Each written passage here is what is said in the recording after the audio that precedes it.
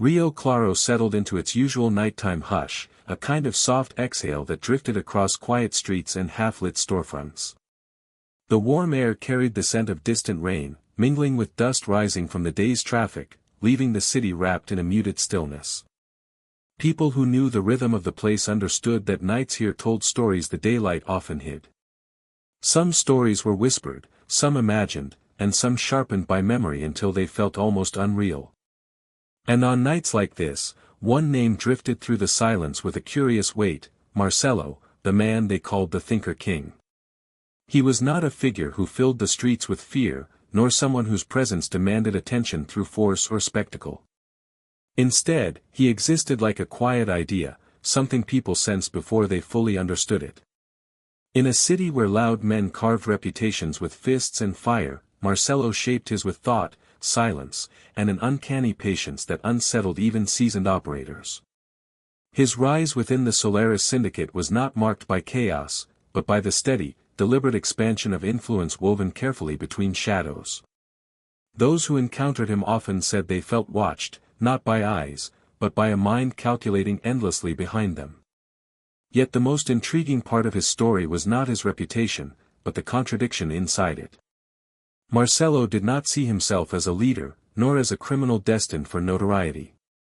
He moved through life with the quiet certainty of someone more interested in understanding the world than ruling it. But the world he lived in, one shaped by ambition, scarcity, and the lure of fast control, had a way of pulling thinkers into darker territories. People often wondered whether Marcelo sought the underworld, or whether the underworld simply recognized in him a mind it could use. On this quiet night, when the moon hovered low and the streets glimmered faintly under scattered lights, it felt almost possible to trace the path of his legacy through the air. The city had not forgotten the things he had done, nor the unusual way he had done them.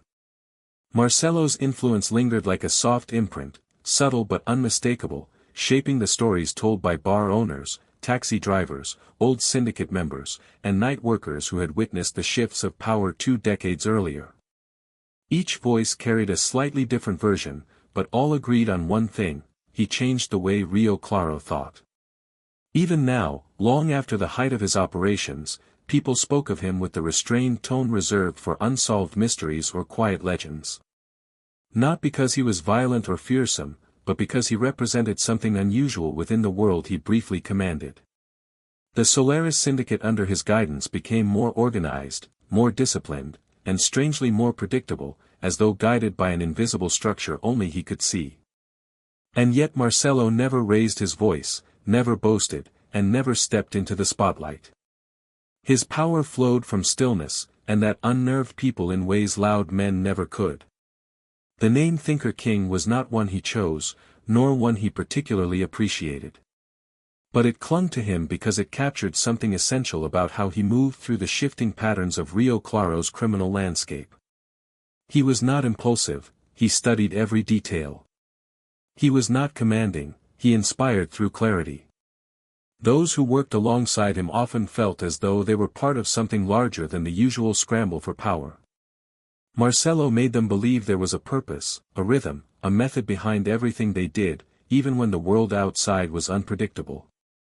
And yet, for all the order he created, there was an air of distance around Marcelo that few could cross. He listened more than he spoke, and when he did speak, his words came slow and carefully shaped, as though he weighed each one before letting it go. People trusted him, but they did not fully know him. Some believed he carried old wounds, others assumed he feared losing control, and a few insisted he simply preferred the company of thoughts over the company of men. Whatever the truth, the silence surrounding him became part of his legend. Tonight, as the city settled deeper into its muted calm, the story of Marcelo seemed to rise naturally from the quiet, as though the night itself remembered him. It was easy to imagine him walking these same streets years earlier, unnoticed, blending with the rhythm of the place while studying everything with patient eyes. Every alley, every intersection, every flicker of light and shadow would have meant something to him. He understood the city the way an artist understands texture, and that understanding shaped his choices long before anyone realized his potential. And perhaps that was why his story continued to echo so softly through Rio Claro. His legacy was not built on spectacle but on subtlety, an unusual foundation in a world accustomed to noise. Those who remembered him did so not with fear, but with quiet astonishment. They recalled moments when he predicted outcomes no one else saw coming, or when he diffused conflicts before they sparked. Marcelo seemed to understand people as deeply as he understood patterns, and that human insight was what made him unforgettable. So as the night deepened, the memory of Marcelo drifted like a calm breath across the city he once influenced. He had been many things: observer, strategist, quiet architect of structure in a chaotic world. Yet above all, he remained a reminder that power did not always roar, sometimes it whispered. Sometimes it moved through alleys and avenues with gentle footsteps, shaping everything without drawing attention to itself. And in that soft, enduring influence, the true beginning of Marcelo's story could still be felt, waiting to unfold in the silence. It was in this quiet tension between memory and mystery that his legend continued to breathe, inviting anyone listening to step deeper into the story waiting beyond the shadows tonight. Marcelo was born in the small, often overlooked city of Rio Claro in the early 1980s, during a time when the world outside the city seemed both distant and relentless. The streets were a mixture of industry and quiet struggle, and the air was filled with the sound of factories operating day and night. His family was not wealthy by any means, and their life was shaped by the rhythms of a working-class existence. Marcelo's parents, like many others in their position, labored long hours in local factories, striving to make ends meet in an environment that never seemed to give anyone a break. The city itself had the hum of industry woven into its very fabric, with its endless rows of factories and narrow streets lined with modest homes. It wasn't the kind of place that promised grand opportunities, but rather the kind of place where survival was the first and often only priority. From a young age, Marcelo was different from the other boys in his neighborhood. While they played soccer in the streets or chased after cars, he often sat on the edges, watching and listening. He was an observer, more comfortable with a book in his hands or a puzzle in his mind than with the noise and chaos of childhood games. People often described him as quiet and introverted, a boy who was always thinking but rarely speaking. He had a deep sense of curiosity about the world around him, why things worked the way they did, how people made decisions, and, more than anything, why some seemed to rise while others remained stuck in the same struggles. Marcelo's family, though humble, placed great emphasis on education, something that set him apart in a neighborhood where many children found themselves swept up in the mundane or the dangerous. His parents worked hard to ensure that he had access to books and learning materials, even if it meant sacrificing some of their own comforts. This love for knowledge would become the cornerstone of his future, although at the time, it was a quiet, almost imperceptible force in his life. His fascination with learning extended beyond books, though. Marcelo was particularly interested in patterns and logic, things that people didn't always notice but were deeply embedded in the way the world worked. He spent hours working on puzzles, mathematical problems, and strategy games, often finding comfort in the order they provided. These quiet moments of contemplation, in the stillness of his small room, would later shape the way he saw the world, as a place of intricate connections, of strategies waiting to be understood and played out. As a teenager, Marcelo began to see the contrasts between his life and the lives of those around him. While most of his peers were focused on finding quick ways to earn money or gain status, he found himself more intrigued by the systems that governed the way people lived. He started to notice the subtle, almost invisible lines of power that moved through his neighborhood. There were the older boys who seemed to know all the secrets, who held sway over others, and who always had money in their pockets. He observed how some were able to navigate the complex social web of Rio Claro, where loyalty, respect, and fear often mingled in equal measure, and rise above the struggle. Marcelo didn't want to be like them, but he couldn't help but be curious about how they operated. At school, his sharp intellect quickly made him stand out, but it wasn't always in the ways that garnered praise. Teachers noticed that Marcelo wasn't interested in the things that motivated most students: sports, popularity, or rebellion. Instead, he preferred the quiet comfort of books and logic. But the other students saw something different. They saw a boy who didn't need to show off, who didn't flaunt his intelligence but who always seemed to know just what to say or do. He became something of a mystery to them, a quiet enigma who seemed untouchable, unknowable. They couldn't figure out how someone so young could possess such an air of confidence, or why he never seemed to feel the need to compete. By his late teens, Marcelo had begun to make his way into the social circles of Rio Claro that operated on the fringes of the law. It wasn't through any desire to participate in crime that he first became involved, but rather out of a growing fascination with how these systems worked. He observed how deals were made, how people communicated with half smiles and sideways glances, and how everything in this world seemed to run on an unspoken understanding of power. It was a world where being loud was often a sign of weakness, and where true control was measured by the ability to remain unseen while pulling all the strings. It was at this point that Marcelo's natural intelligence began to take shape in a more practical way. He realized that the lessons he had learned from strategy games and puzzles applied not only to abstract concepts but also to real-life situations. The world he was entering was not simply chaotic, it was a complex web of connections, motivations, and risks, and Marcelo had the ability to see patterns others missed. It was here, in the streets of Rio Claro, that his true talent began to manifest. He didn't rush into the world of crime with the usual bravado, instead, he approached it like one would approach a puzzle. Slowly, methodically, he began to understand the dynamics at play, seeing how people could be manipulated or persuaded without them even realizing it. Marcelo's first real introduction to the criminal underworld came through a chance encounter with a few older men from a local gang.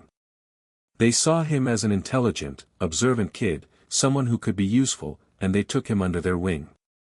It wasn't long before Marcelo started helping with small-time hustles, learning how to read the movements of the law, the competition, and the flow of money. But even then, he was not drawn to the quick thrills of the life. What intrigued him was the power, the control, and the precision required to navigate this world with success. It was this curiosity, this need to understand and outmaneuver the chaos, that would eventually lead him to the heart of the Solaris Syndicate. Even as a young man, Marcelo's ability to think ahead of others set him apart. While others around him relied on physical strength or intimidation, he quietly observed, calculated, and waited for the right moment to make his move. He knew that the world he was entering didn't reward brashness or impulsiveness, it rewarded patience, strategy, and the ability to stay calm when others lost their heads. His early years in Rio Claro, filled with quiet observation and intellectual curiosity, had unknowingly prepared him for the role he would eventually take on as the leader of the Solaris Syndicate. And while the city around him seemed caught in an endless loop of noise and struggle, Marcelo had already begun to see the world as a game of strategy, a game where he could become the master. It was these formative years, shaped by quiet learning, observation, and a deep understanding of human nature, that would serve as the foundation for everything that would come later. In the small corners of Rio Claro, Marcelo began to carve out a place for himself, not through the typical methods of violence or loud power, but through the sharpness of his mind and the stillness of his approach. As Marcelo moved through his teenage years, his quiet fascination with strategy and human behavior began to evolve into a sharper, more focused ambition. While other boys his age engaged in typical adolescent distractions, riding motorcycles, playing football, or hanging out in the streets, Marcelo spent his time on a different path.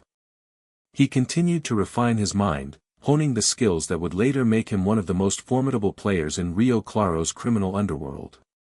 It was during this time that his curiosity took a more concrete form, as he began to realize that there were systems at play, not just in games or books, but in the world around him.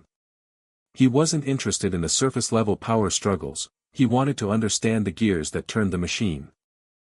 At school, Marcelo was known for his exceptional intelligence, but it wasn't the kind of intelligence that made him stand out in the usual way.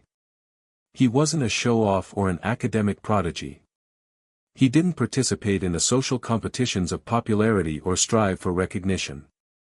Instead, he took a more subtle approach. Marcelo observed, listened, and absorbed. He understood that true power didn't come from drawing attention to oneself, but from understanding the forces around you, how people thought, how they reacted, and how you could manipulate those reactions in subtle but effective ways. He began to see patterns in the behavior of his classmates, teachers, and even strangers. It was almost as if he had a kind of sixth sense about people, a way of reading them and understanding what motivated them, what they feared, and what they wanted. This ability to read people extended beyond the classroom. As he spent more time in the streets of Rio Claro, he began to observe the dynamics of the world he was entering.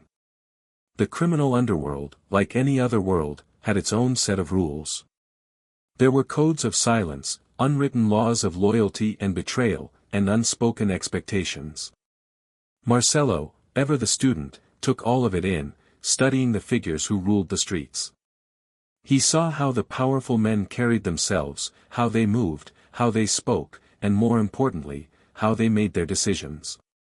Power in this world wasn't about loud displays of strength or fear, it was about control over information, over alliances, and, most critically, over the choices of others. Marcelo began to understand that to truly rise in this world, one had to be like the men he observed, calm, strategic, and always thinking 3 steps ahead. His first forays into the criminal world were small. At first, he helped with menial tasks, moving goods, delivering messages, and running errands for the more experienced operators who didn't see him as much more than an intelligent kid with potential. But Marcelo was different from the others.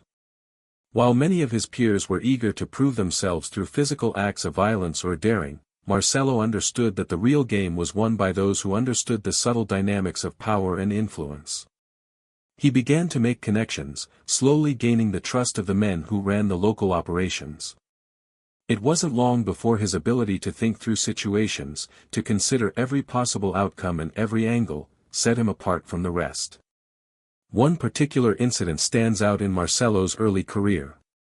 There was a small-time operation in which a rival group was trying to cut into Solaris Syndicate territory, and tensions were rising fast. The other members of the syndicate were quick to jump to violence, to assert their dominance through intimidation and threats. Marcelo, however, saw a different way. He suggested a more calculated approach, one that would not only protect their territory but also send a message to the rival group without unnecessary bloodshed.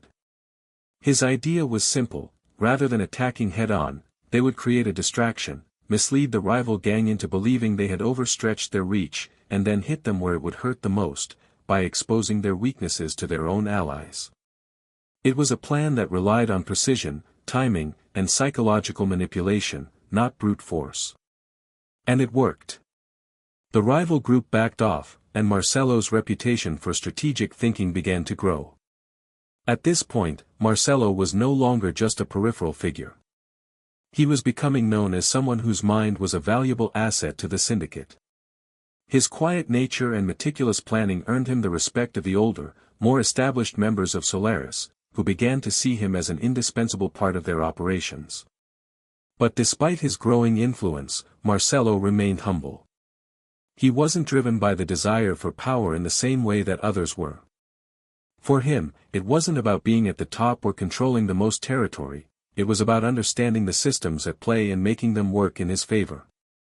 He was playing a long game, a game that required patience and foresight. While others around him sought immediate rewards, Marcelo was focused on building something more lasting, more structured, and more resilient. This mindset set him apart in a world that was, by nature, unpredictable and chaotic. In a place like Rio Claro, where the underworld was ruled by violence, loyalty, and the thirst for power, Marcelo's calm, calculated approach was rare, and it was precisely this rarity that made him so valuable. He was quickly becoming known as the guy who could see what others couldn't, who could predict outcomes and maneuver through the most complex situations with ease. The other members of the syndicate, many of whom had risen through the ranks by sheer force, began to view him not just as an asset, but as someone who could potentially lead them to even greater success.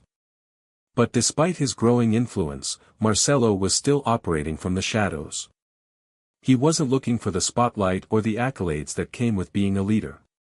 In fact, he often stayed out of the public eye, preferring to work behind the scenes. He wasn't interested in the glory or the fame, He was interested in the mechanics of power and control, in the way everything fit together like pieces in a puzzle. It was this quiet, behind-the-scenes power that made Marcelo such a dangerous figure. He wasn't a man who could be easily read or anticipated. He wasn't interested in flashy displays of strength or dominance. His power came from his ability to stay calm, to think strategically, and to manipulate the situation from within. It was during this time that Marcelo began to develop his reputation as the Thinker King, a title that would follow him throughout his rise in the criminal world. The name, though not one he particularly embraced, captured the essence of his approach to life: calm, calculated, and always thinking several steps ahead. Where others relied on force, Marcelo relied on intellect. And it was this intellectual prowess, this ability to foresee the consequences of every decision, that set him apart from the other players in the game. As he moved further into the criminal underworld, his reputation as a strategist grew, and he began to attract a following of men who were drawn not to his power or his wealth, but to the clarity of his mind and the precision of his plans. But even as his influence expanded, Marcelo remained an enigma. He was not a man of grand gestures or boastful speeches. He didn't need to be. His mind, and the control he wielded over those who followed him, were enough. And in the unpredictable, dangerous world of Rio Claro, that was more than enough to ensure his place at the center of everything that was about to unfold. As Marcelo's reputation grew, so did the complexity of the world he found himself navigating. The more time he spent observing, the clearer it became that power wasn't just about physical strength or dominance, it was about alliances, influence, and the control of information. He had learned early on that the world of organized crime wasn't just about muscle, it was about perception, manipulation, and the ability to predict every move before it happened. What others saw as a simple game of survival, Marcelo saw as a complex puzzle to be solved, and he was rapidly becoming one of the best puzzle solvers in the game. The Solaris Syndicate, a group once known for its erratic and violent dealings, had found a new, more methodical approach under Marcelo's influence.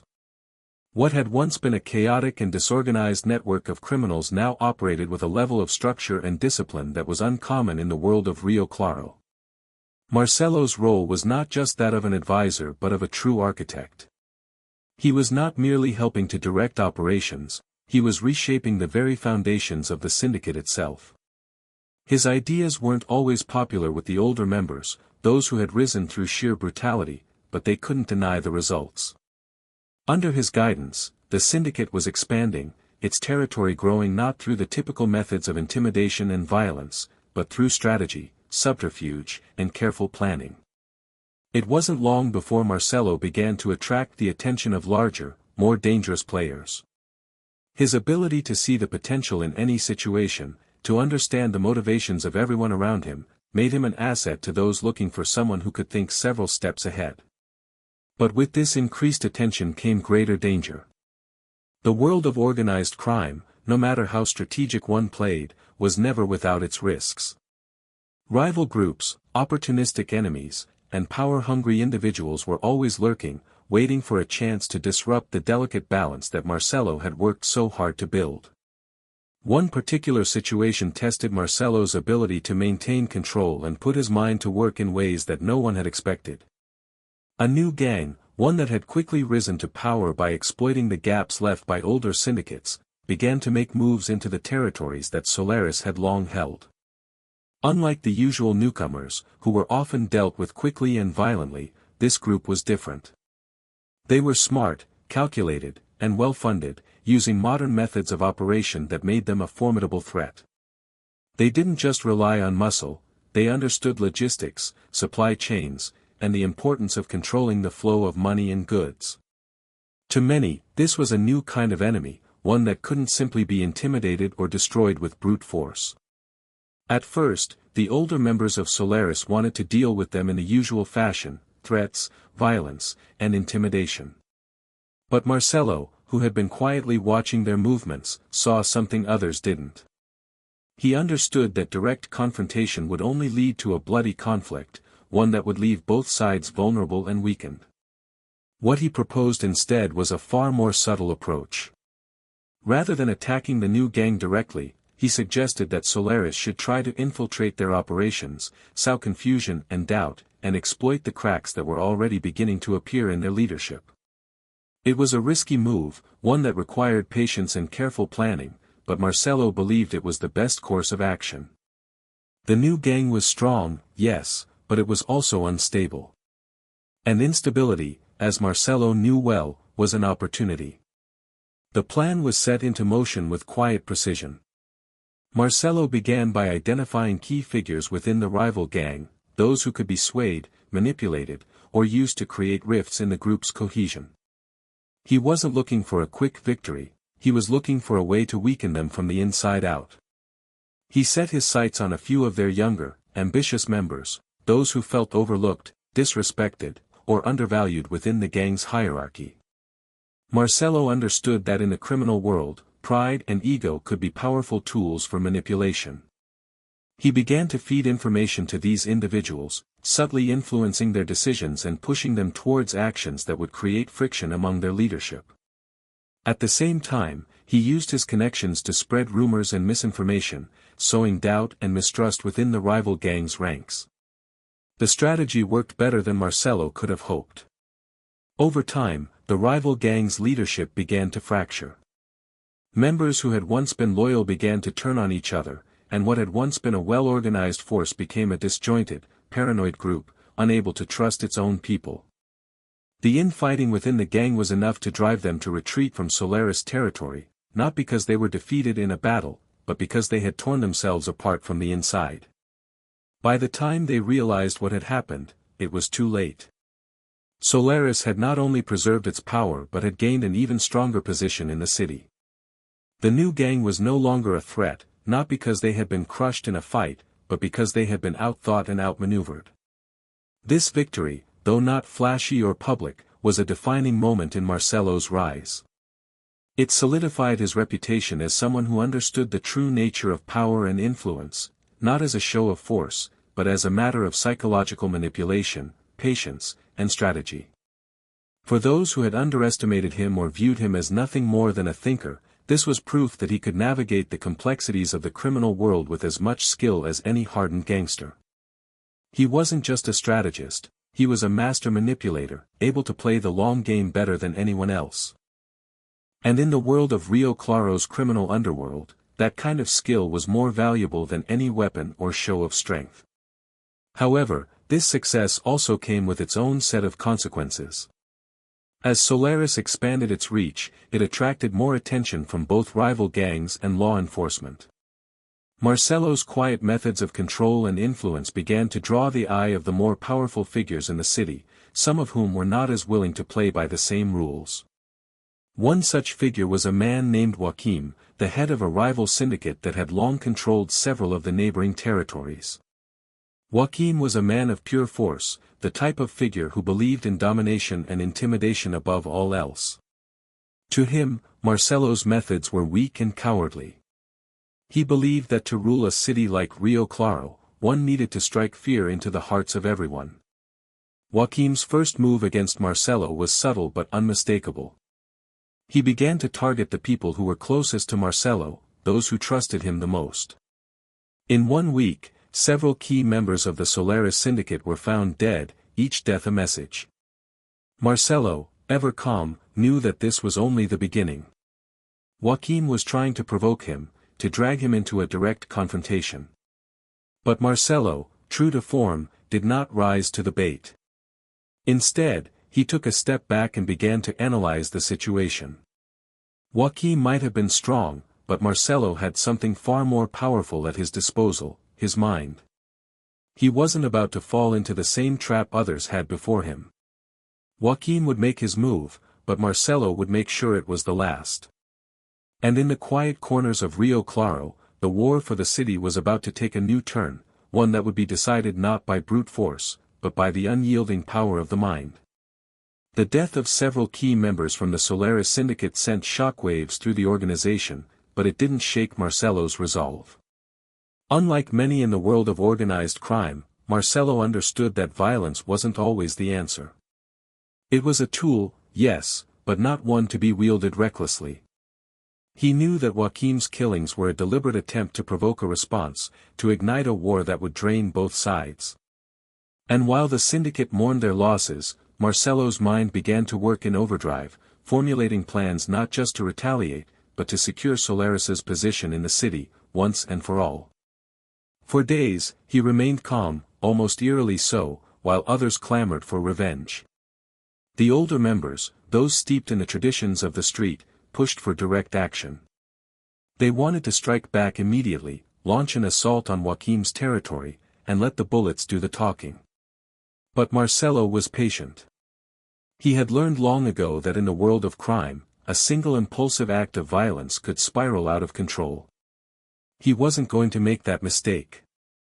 Instead, he sought a way to respond in a way that would not only punish Joaquim but also fortify Solaris's position in the city, without making the kind of rash move that would start an all-out war. He needed to hit Joaquim where it would hurt the most, his reputation and his power. Marcelo's first step was to use the very thing Joaquim had underestimated, information. It was clear to him now that Joaquim was playing the game of violence because that was all he knew. His strength was in his ability to intimidate and dominate, but he lacked the subtlety and foresight that made someone truly dangerous in the criminal world. Marcelo knew that power didn't just come from strength or fear, it came from control, and control came from understanding the dynamics of influence. Joaquim might have the muscle, but Marcelo had the mind. And it was time for him to show it. In a carefully calculated move, Marcelo began to leverage his network of informants, tapping into his wide-reaching web of connections. The Solaris Syndicate wasn't just an army of loyal foot soldiers, it was a tightly knit organization built on layers of alliances and relationships, both formal and informal. He reached out to contacts in business, politics, and law enforcement, individuals who owed him favors or who simply appreciated the quiet, effective way Marcelo operated. These were people who had influence in the shadows, not the type to take the spotlight, but those whose actions could shift the balance of power. Marcelo set his plan in motion to subtly undermine Joaquim's control over the city, without Joaquim ever realizing it was happening. The first part of Marcelo's strategy was to discredit Joaquim's leadership. Through a series of whispers, rumors, and leaks, Marcelo began to plant seeds of doubt within Joaquim's ranks.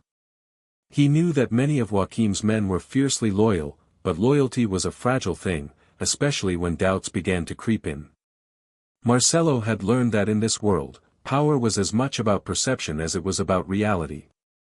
So, he began to feed stories about Joaquim's rise to power, about his ruthless, impulsive decisions, and about the way he was alienating key allies. The rumors spread like wildfire, and slowly but surely, cracks began to appear in Joaquim's leadership. His men, once loyal and united, started to look over their shoulders, wondering if the man they followed was truly the right one to lead them into the future. At the same time, Marcelo began to turn the city's public perception against Joaquim. He knew that in the criminal world, public image was just as important as private power. So, he used his network of contacts in the media to subtly shift the narrative. Negative stories about Joaquim began to surface, stories about his reckless behavior, his violent tendencies, and the way he exploited the very people who helped him rise to power. The press, always eager for scandal, lapped up these stories, and before long, Joaquim's once untouchable image began to crack. Marcelo understood that in the world of crime, reputation was everything, and once a man's reputation started to falter, it was only a matter of time before his enemies started to circle. But Marcelo didn't stop there. He understood that while reputation was important, so was money. The lifeblood of any criminal operation was the flow of cash, and Joaquim's business ventures were vulnerable to disruption. Through his contacts in the financial world, Marcelo began to exert quiet pressure on Joaquim's businesses. He used his influence to quietly funnel resources away from Joaquim's operations, making it harder for him to maintain his hold on key economic sectors. One by one, Joaquim's cash flows were diverted, his income streams disrupted. What Joaquim didn't know, and what he could never have anticipated, was that the attacks were coming from all angles, from his own men, from the media, from the business world, and from within the very underworld that he thought he controlled. Marcelo's strategy was simple but effective: to make Joaquim's empire implode from the inside, to destabilize him without ever firing a shot. As the weeks passed, the pressure on Joaquim intensified. The cracks in his leadership grew wider, and his control over the city began to slip. His own men started questioning his decisions, and the loyalty that had once bound them to him began to fray. Even Joaquim himself could feel it. He could see that things were not going as smoothly as they once had. His enemies seemed to be multiplying, and the whispers about him, once confined to the shadows, were now everywhere.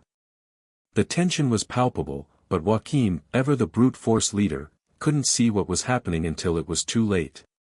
His anger boiled over, and he made a fatal mistake. He lashed out, turning what was once a quiet undermining campaign into a full-blown war.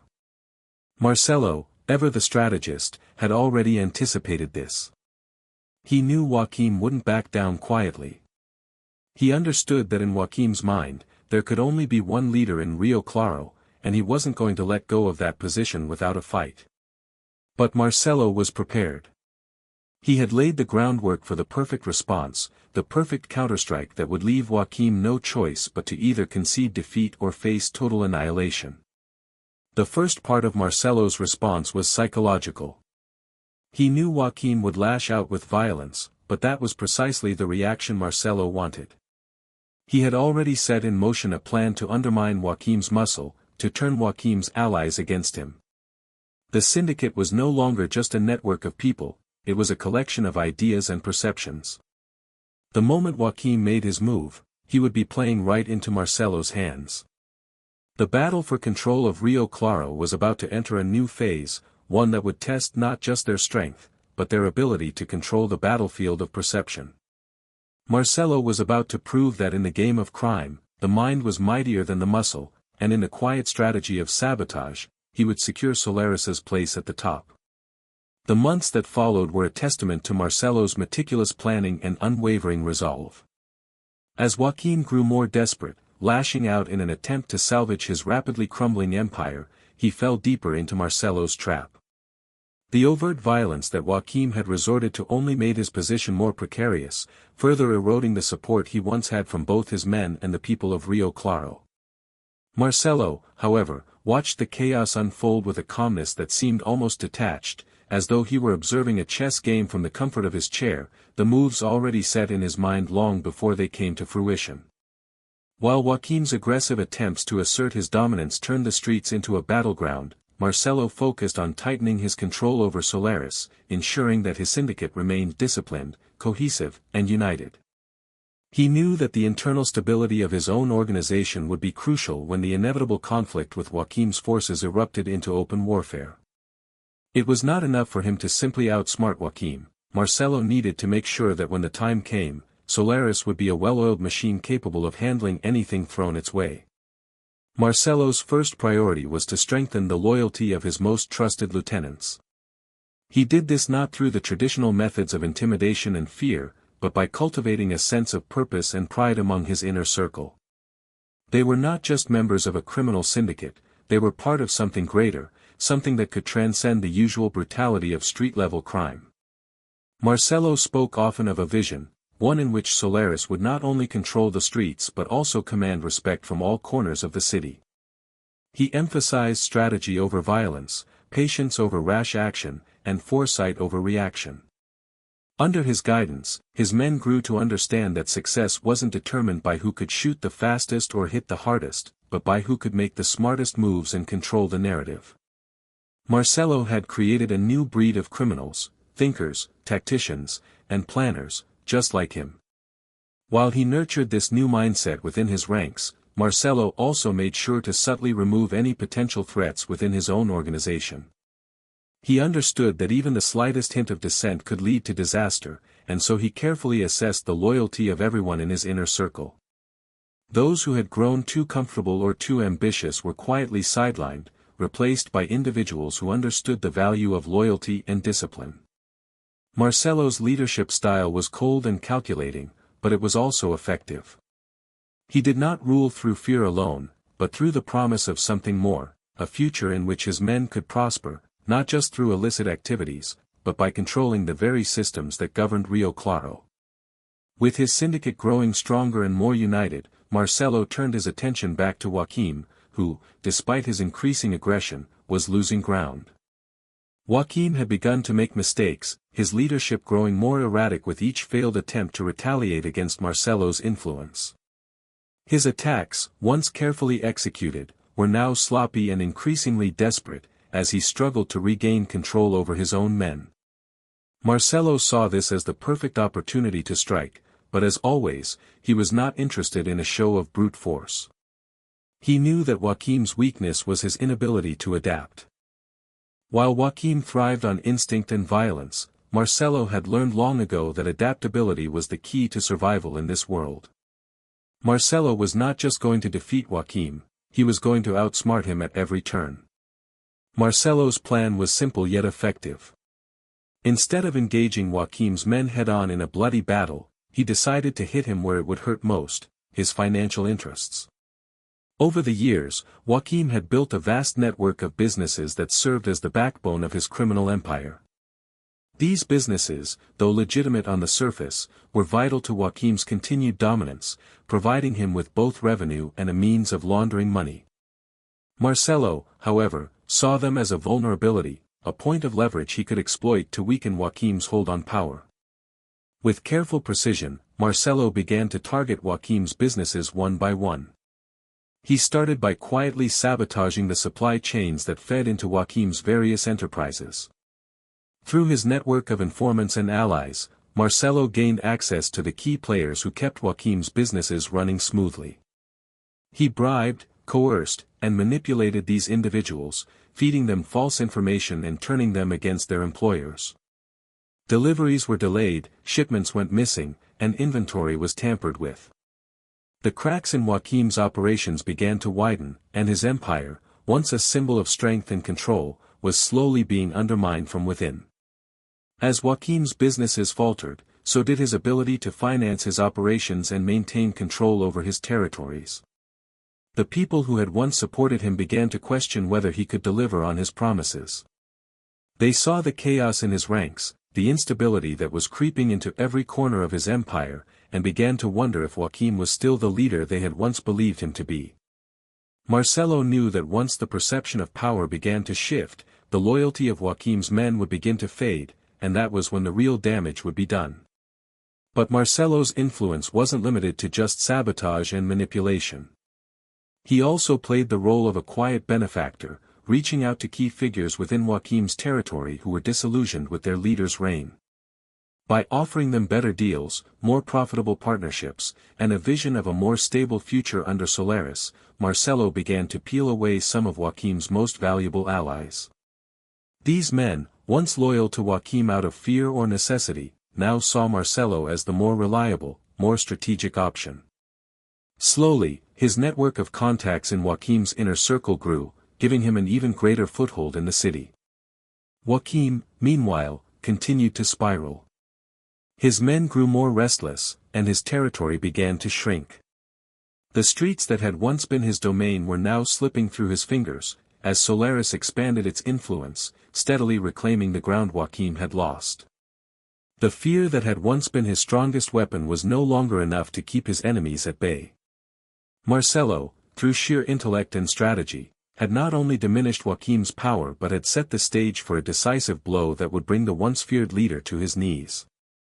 In the end, it wasn't the bloodshed that brought Joaquim down, but his own inability to adapt and Marcelo's uncanny ability to manipulate the forces of power in the city. Marcelo had orchestrated a quiet coup, one that would ensure Solaris remained at the top, not through mindless violence, but through patience, calculation, and an understanding of the intricate web of influence that defined the criminal world. It was a methodical dismantling, a war fought not with bullets, but with brains. And as Marcelo looked at the crumbling empire of Joaquim, he knew that his syndicate was more secure than ever before, not just in Rio Claro, but in the wider world of crime. Marcelo's dominance in the underworld of Rio Claro became more apparent with each passing day. His steady rise to power, executed with a blend of intellect, charisma, and sheer strategy, set him apart from the brutes who relied on violence to carve out their empires. The subtlety with which he expanded his influence was nothing short of genius, and soon, it became clear to all that Marcelo wasn't just a man with ambition, he was a mastermind who understood the delicate balance of control, fear, and loyalty. He was methodical, patient, and ruthless when necessary, but he always kept his eye on the bigger picture, where survival was won through resilience and strategy, not bloodshed.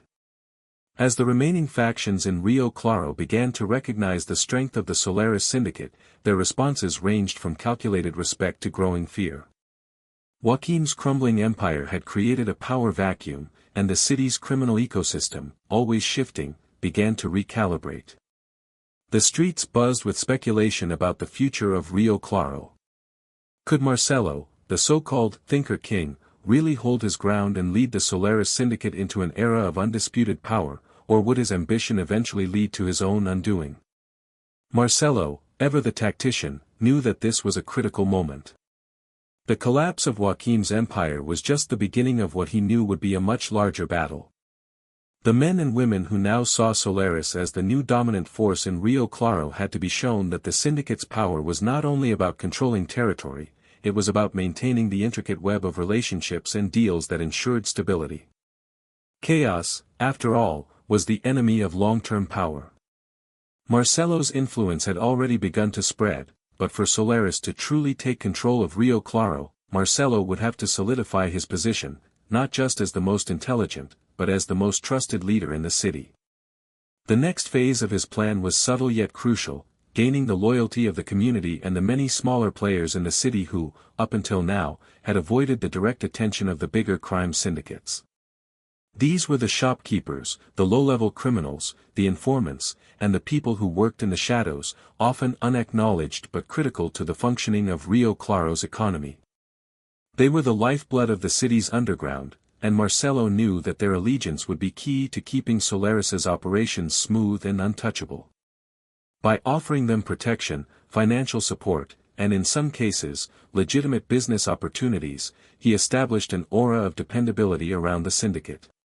He became a figurehead not just for the crime-ridden streets, but for the entire city, a quiet force that provided stability in the face of uncertainty. Marcelo's reputation as a leader who could be trusted spread like wildfire, and soon, it wasn't just the hardened criminals that sought his favor, it was also the everyday people who recognized that aligning with Solaris was in their best interest. But as Marcelo's influence grew, so did the challenges that came with leading an expanding empire. The delicate balance he had maintained so far, between loyalty and fear, stability and power, was starting to fray at the edges. As the syndicate's operations grew more lucrative, more ambitious men and women within it began to look at Marcelo not just as a leader, but as a stepping stone. Some sought to push him out, while others thought they could rule alongside him, carving out their own fiefdoms. Marcelo, ever the strategic thinker, had anticipated this shift. He knew that in the world of organized crime, personal ambition could easily undermine the stability of the whole. As the web of relationships he had so carefully cultivated began to expand, Marcelo knew it was time to test the loyalty of his inner circle. To deal with these potential threats without sowing distrust within the organization, Marcelo took a page from the playbook of his greatest mentors. He didn't make a spectacle of his power, he simply demonstrated it. To those within the syndicate who began to overstep, Marcelo offered a simple yet effective lesson in the consequences of disloyalty. He did so not with the brutality that others might have used, but with calculated precision. A business partner who had become too ambitious. Exiled with minimal bloodshed but with a public show of why it was wiser to stay in line. A member of his inner circle who thought they could take over a segment of the syndicate's operations. Marcelo found a way to gently remind them who was in charge. These actions, subtle and measured, reinforced the idea that while Marcelo was not a tyrant, he was a leader who demanded respect. His empire was not built on violence for violence's sake, but on a deep understanding of human nature and the psychological leverage that power gave him. In the same way that he had outsmarted Joaquim, he was now outmaneuvering those in his own ranks who might have challenged him. They could see the way he dealt with threats, quietly, efficiently, and with an iron will beneath the calm exterior. The message was clear: challenge him, and you would be removed from the equation, quietly but permanently. Yet even as Marcelo established his dominance within the syndicate, his mind was never at rest. He knew that in the world of organized crime, there was no such thing as true stability. The moment you relaxed, the moment you became complacent, someone was always ready to take your place. Power was a constantly shifting landscape, and Marcelo's greatest strength lay in his ability to see the future before others could. He was already thinking ahead, planning for the inevitable challenges that would come his way, both from within the syndicate and from the growing number of rival factions that were emerging in the city. The next step in his long-term plan was securing an even greater influence over the political landscape of Rio Claro. Marcelo had always been astute in his recognition that true power wasn't just about controlling the streets, it was about controlling the systems that governed the city. In many ways, the politicians, law enforcement, and even the media were just as crucial to his success as the people who ran the businesses and the low-level criminals who kept the streets safe. With that in mind, Marcelo began to forge alliances with the city's political elites, quietly influencing decisions that would keep him and the syndicate in power for years to come. Through a combination of bribes, favors, and clever maneuvering, Marcelo ensured that key figures in local government would turn a blind eye to his operations, or worse, openly support him. His network of informants within law enforcement grew, and he began to exert influence over certain officers, ensuring that they turned a blind eye when Solaris operations were under scrutiny. In exchange, Marcelo offered them protection, financial rewards, and the promise of continued success as long as they kept their loyalty to him. Soon, Marcelo had created an unspoken alliance between the criminal and political worlds, a delicate dance in which both sides were mutually dependent on each other. As the city's political landscape shifted in his favor, Marcelo's grip on Rio Claro tightened. His syndicate was no longer just a group of criminals fighting for control, it had become an empire, one that controlled not just the streets, but the very systems of power that governed the city. Marcelo had secured the loyalty of his men, outsmarted his rivals, and established a network of influence that stretched across all sectors of Rio Claro's society. But despite his success, Marcelo knew that the game was far from over. He had achieved great things, but he understood that power was never permanent. There was always someone out there, someone waiting for their opportunity to challenge you, to take what you had worked so hard to build. And Marcelo knew, perhaps better than anyone, that to remain on top, he would have to continue adapting, continue thinking, and continue staying several steps ahead of everyone else. As Marcelo's influence over Rio Claro expanded, he found himself at a crossroads, no longer just a criminal mastermind, but now a power broker, a kingmaker in a world where loyalty was constantly tested and alliances were as fragile as glass. His syndicate, Solaris, had transformed from a mere player in the city's underground economy into a force to be reckoned with, its reach extending into the very fabric of Rio Claro's political, social, and economic landscape. But with this power came an undeniable reality: the higher you climbed, the greater the target on your back. Marcelo understood this better than most. He had risen to the top through intellect and subtlety, but now, as the world watched him with a mixture of awe and fear, the pressure was mounting. Marcelo's position was precarious. He was a mastermind, yes, but he wasn't immune to the forces of nature that shaped the underworld. In the criminal world, there were always those who would envy your success, those who sought to destroy what they couldn't control. And while Marcelo had managed to avoid the most blatant confrontations up until now, it was becoming clear that the stability he had worked so hard to create was beginning to fracture at the edges. There were whispers, rumors of betrayal, of secret alliances forming in the shadows, of men within his syndicate who were starting to question his leadership.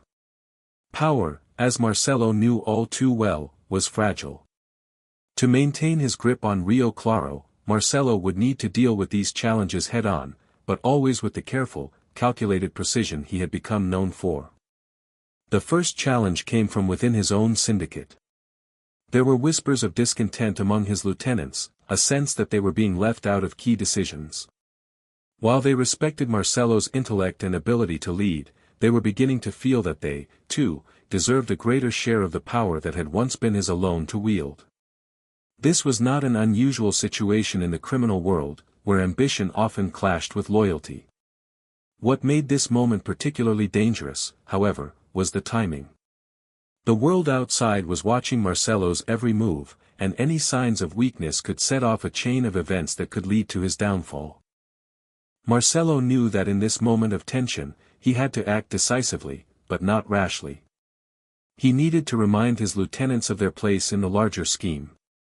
He called a meeting, bringing together the most trusted members of his inner circle. The room was heavy with tension as they sat around the table, the flickering light casting long shadows on their faces. Marcelo, calm as ever, looked around the room, assessing each man's expression. He knew their strengths, their weaknesses, and their ambitions. But more importantly, he knew that this moment would define the future of his leadership. He spoke slowly, methodically. "I understand your concerns," he said, his voice steady, but with an underlying edge that made every word feel deliberate. "But understand this, we are not here for petty disputes. We are here to build something lasting, something greater than any one of us. The future of Solaris is not just about power, it is about control, stability, and growth. And that is what I am giving you." Marcelo paused, letting his words sink in. The room remained silent, the only sound the soft crackle of the overhead lights. "If you want power, you will have to earn it. I am not afraid of sharing the load. But it must be done with respect for the structure we've built. Solaris is not a place for chaos. And if you think you can lead without me, without the vision that has brought us here, you are mistaken." The room remained tense, but there was no immediate response. Marcelo's calculated rhetoric had worked, his lieutenants knew that to challenge him was to risk everything they had built. They nodded, one by one, acknowledging that the power dynamics within Solaris were not up for debate. For now, the tension was quelled, but Marcelo knew that it was only temporary. The world of organized crime had a way of testing loyalty, and sooner or later, someone would test his. Meanwhile, Marcelo's outward control over Rio Claro continued to grow. His network of informants, allies, and business partners ensured that Solaris remained one step ahead of any would-be challengers. He made sure to maintain a visible presence in the community, cultivating relationships with local politicians, businessmen, and even law enforcement officials who had grown accustomed to his discreet brand of power. Marcelo was a shadow in the background, pulling the strings that kept the city in line, yet no one dared to question his authority openly. His reputation as a man of intellect and strategy had earned him a kind of respect that no amount of violence could ever achieve. Yet despite this, there were still cracks in the foundation. As Solaris expanded its influence into legitimate businesses, public services, and even local government, it became increasingly difficult for Marcelo to maintain the quiet, measured control that had served him so well in the past. His syndicate was no longer a small, tight-knit group of criminals, it was a sprawling network of individuals with different agendas and motivations. And while many were loyal, there were always those who sought more, those who wanted to rise through the ranks and claim a greater share of the spoils. This influx of new blood into the organization created new challenges. Some of the new recruits, eager to prove their worth, began pushing boundaries. They made deals without consulting higher-ups, acted independently, and in some cases, overstepped their authority. Marcelo could not allow this to continue. His vision for Solaris was not one of uncontrolled expansion, but of calculated growth. He needed to ensure that every member of the syndicate understood the importance of discipline, loyalty, and order. If the internal dynamics of Solaris began to mirror the chaos of Joaquim's downfall, it would only be a matter of time before his empire unraveled. So, Marcelo took matters into his own hands once more. He organized a series of discreet, private meetings with the key members of Solaris who had been showing signs of unrest. One by one, he met with them, reminding them of the trust he had placed in them, and of the consequences of stepping out of line. He made it clear that in Solaris, everyone had a role to play, and that role was not negotiable. To disobey him was to risk everything. The results were immediate. Those who had been acting on their own accord quickly fell into line, either by choice or out of fear of the consequences. Marcelo's grip on the syndicate was reaffirmed. It was a reminder to everyone, from the highest-ranking lieutenants to the newest recruits, that loyalty to him was paramount. And while he may have spared them from a bloody purge, he made it clear that betrayal would not be tolerated. Yet even as he tightened his control over his syndicate, Marcelo knew that it would only be a matter of time before external threats began to emerge. The more powerful he became, the more people would seek to challenge him. There were other gangs, other criminal empires in Rio Claro, all vying for control of the same territories. Marcelo's ability to outthink and outmaneuver them had brought him to the top, but it was clear that he would need to remain vigilant, constantly watching for signs of dissent, both inside and outside his organization. In this world, complacency was the enemy of survival. And Marcelo, ever the strategist, was determined to stay one step ahead. His syndicate might have been strong now, but the true test of power would be whether he could keep it, whether he could navigate the storm of ambition, betrayal, and greed that was always lurking just beneath the surface. As long as he kept his mind sharp and his strategies in motion, he knew that Solaris could survive anything that came its way. But he also knew that in the end, it wasn't just about staying ahead, it was about maintaining control of the narrative, both in the streets and in the hearts and minds of those who served him. Only then would he truly be untouchable. The expansion of the Solaris Syndicate wasn't just a matter of territorial control, it was about infiltrating every facet of Rio Claro's economy and power structures, creating a network so vast and intricate that it would become impossible for any rival or authority to dismantle. As Marcelo's grip tightened over the city, he turned his attention to one of the most profitable and influential areas of the criminal empire, the drug trade. The supply chains, the networks of dealers, the clandestine distribution hubs, they were all vital to the continued success of the syndicate. However, Marcelo's approach to the drug business was far more sophisticated than the brute force tactics employed by other gangs. He understood that in this business, like any other, longevity was about relationships, strategy, and control. He wanted Solaris to be the invisible hand that orchestrated the entire operation, not the loud, reckless entity that left behind a trail of destruction. Marcelo knew that any major drug syndicate would need connections in the right places, and he was shrewd enough to realize that alliances with corrupt officials, law enforcement officers, and even those involved in legitimate businesses were essential to maintaining a steady flow of goods. He set about building relationships with powerful suppliers and distributors, often through intermediaries, ensuring that Solaris's name remained as unobtrusive as possible. The drugs would flow, the money would be made, but the syndicate would remain untouchable, hidden behind a well-crafted veil of legitimacy. Marcelo didn't want to be the face of the operation, he wanted to be the mind, pulling the strings from the shadows. In order to make this vision a reality, Marcelo had to deal with several challenges. First and foremost, the competition. Despite the fact that Rio Claro was a city in which law enforcement often turned a blind eye to criminal activity, there were still many players in the game. Rival gangs and smaller factions fought for dominance over the drug routes, and Marcelo knew that he had to eliminate them or, at the very least, neutralize them. Unlike the more brutish members of the syndicate, who preferred violence as a means of settling scores, Marcelo took a far more diplomatic approach. He understood the value of negotiation, of creating alliances rather than burning bridges. This wasn't to say that he shied away from violence when necessary, but he understood that a well-timed threat or a carefully placed bribe could achieve more than an outright attack. One of his key strategies was to leverage the existing relationships between the various criminal factions. There were always smaller groups of street-level dealers, small-time drug runners, and local gangs who had their own interests but lacked the resources or power to expand beyond their current scope. Marcelo recognized that many of these smaller players could be integrated into the larger structure of Solaris without causing major disruptions. He used his charisma and intellect to win over these smaller groups, offering them protection, a cut of the profits, and, most importantly, a sense of security that they could not get from their own operations. Many of these leaders, realizing that resistance was futile, gladly accepted Marcelo's offer.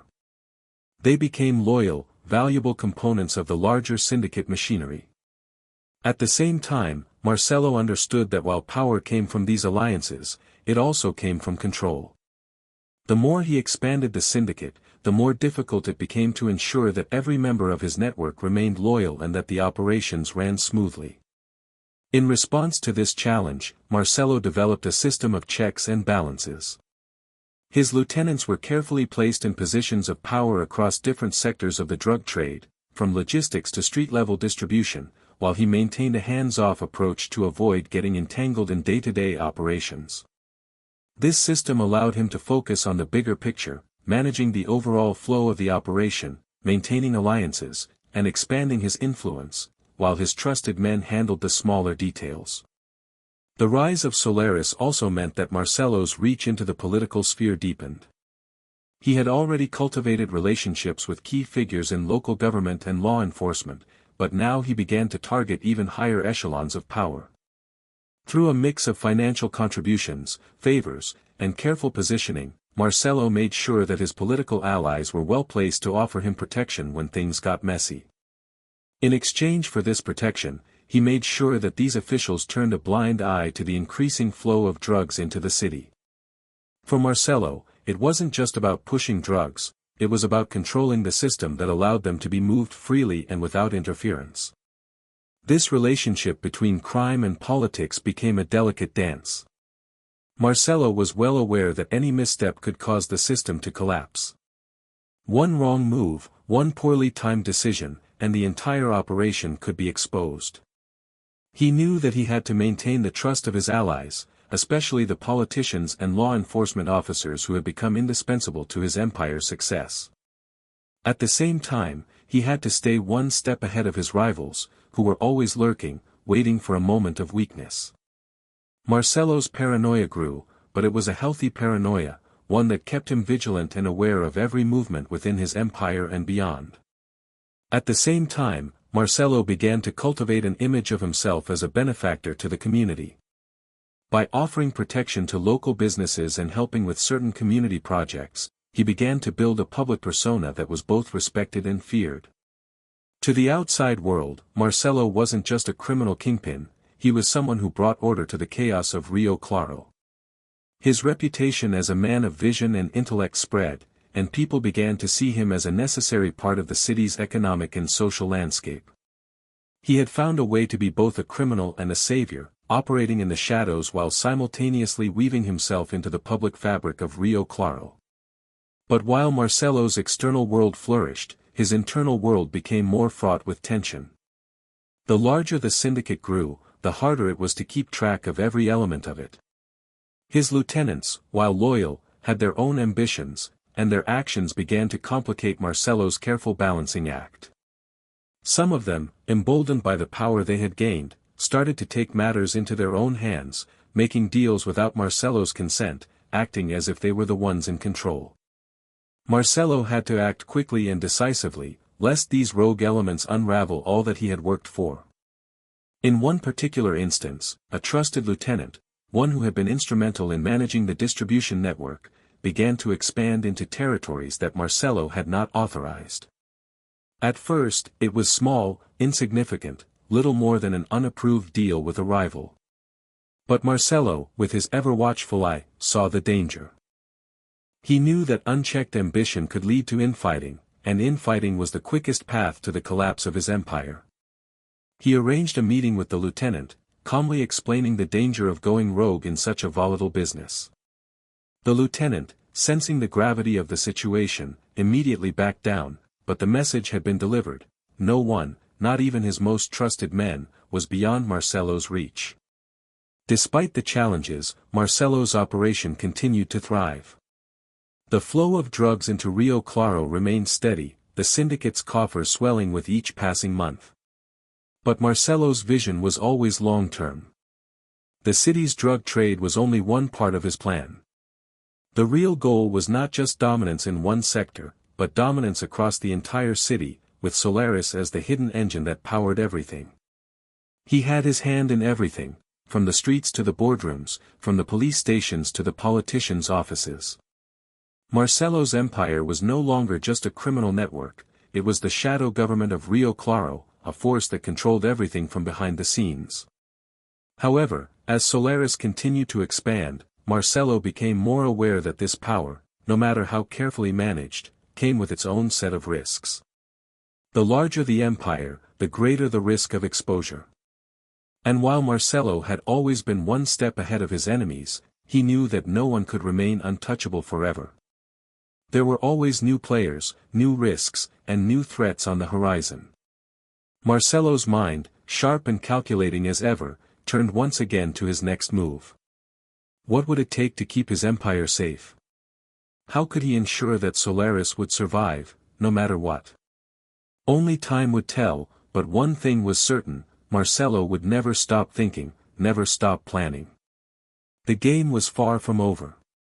Marcelo's efforts to stabilize his empire were not just about managing power, he was also faced with the ever-constant need to maintain his mystique.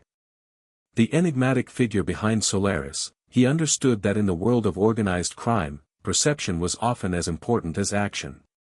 The ability to be both unseen and ever-present was a trait that set him apart from his rivals. As he strengthened his position in Rio Claro, he also turned his attention to the psychological battle, maintaining a careful balance between being feared and respected. Marcelo's presence was a constant undercurrent, felt in every corner of the city. But unlike many of his counterparts, who sought to build their fame through bloodshed and intimidation, Marcelo preferred a different approach. He wanted to be known as a mind, not just a man of muscle. This dichotomy between intellect and violence became the core of Marcelo's legend. People whispered about him, but no one could say for sure if the stories were true.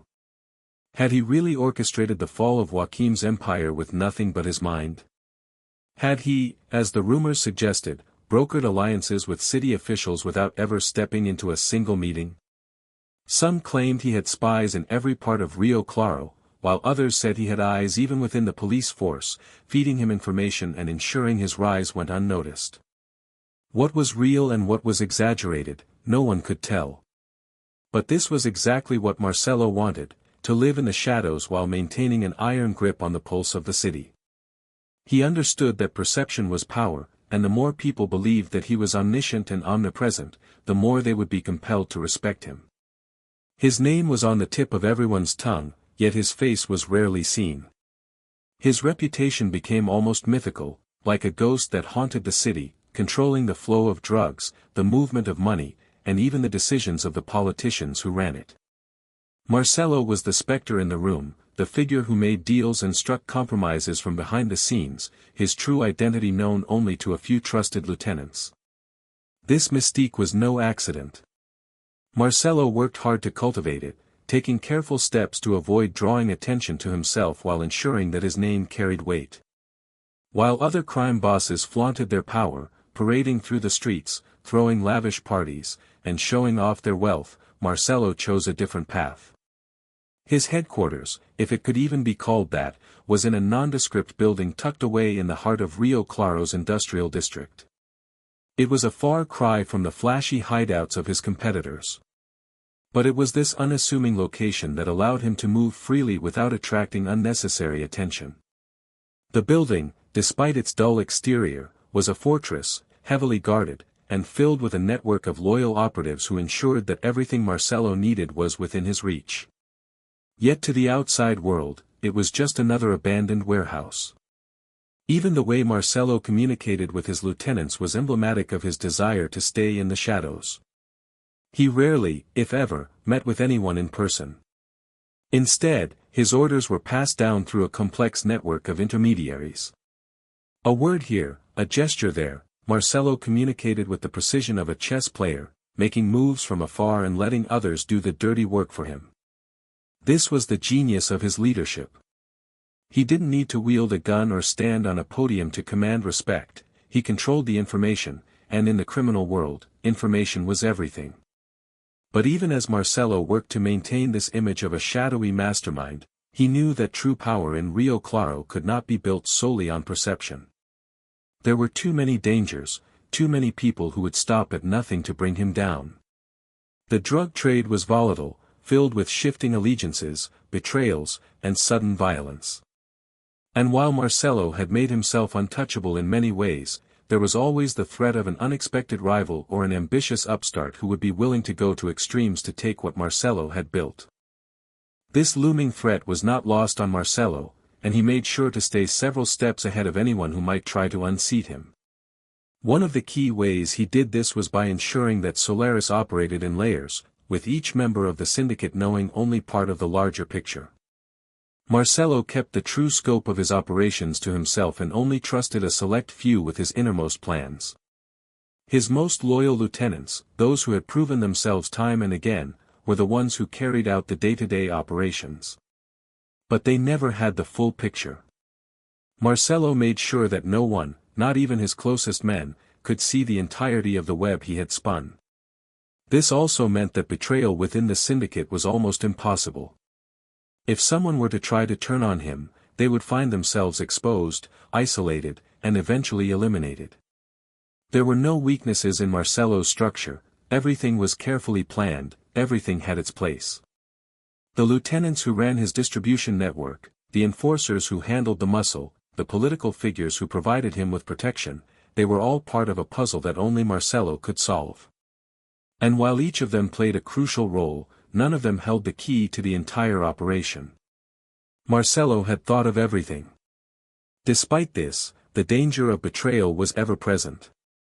Power, after all, corrupts, and even those who had once sworn loyalty to him could be tempted to make a play for the top spot. This fear of betrayal kept Marcelo on edge, ever vigilant. He had seen it happen before, not just in his own syndicate but in the wider criminal world. Ambition, jealousy, and the thirst for power could turn even the most loyal into enemies. Marcelo knew that the greatest threat to his empire was not the police, nor the rival gangs, it was the constant fear that someone within his inner circle would decide that they were better suited to run Solaris. This paranoia was the price of power, and it was something that Marcelo had come to live with. But it didn't consume him. Instead, he used it as a tool to refine his strategies. He made sure to keep his enemies and his allies alike on edge, never allowing them to feel completely secure in their position. There was always a sense of uncertainty, a whisper in the back of their minds that Marcelo was watching, that Marcelo was planning. This was the environment he created, one where every decision carried weight and every word was measured. His lieutenants knew that to cross him was to risk everything. And in Marcelo's world, everything meant not just your life, but your legacy, your future, and your place in the grand design that Marcelo had crafted so carefully. In many ways, this atmosphere of controlled paranoia was the true strength of Solaris. It kept the syndicate sharp, kept it focused, and most importantly, it kept everyone in line. Marcelo didn't need to shout orders or demonstrate his power through displays of violence.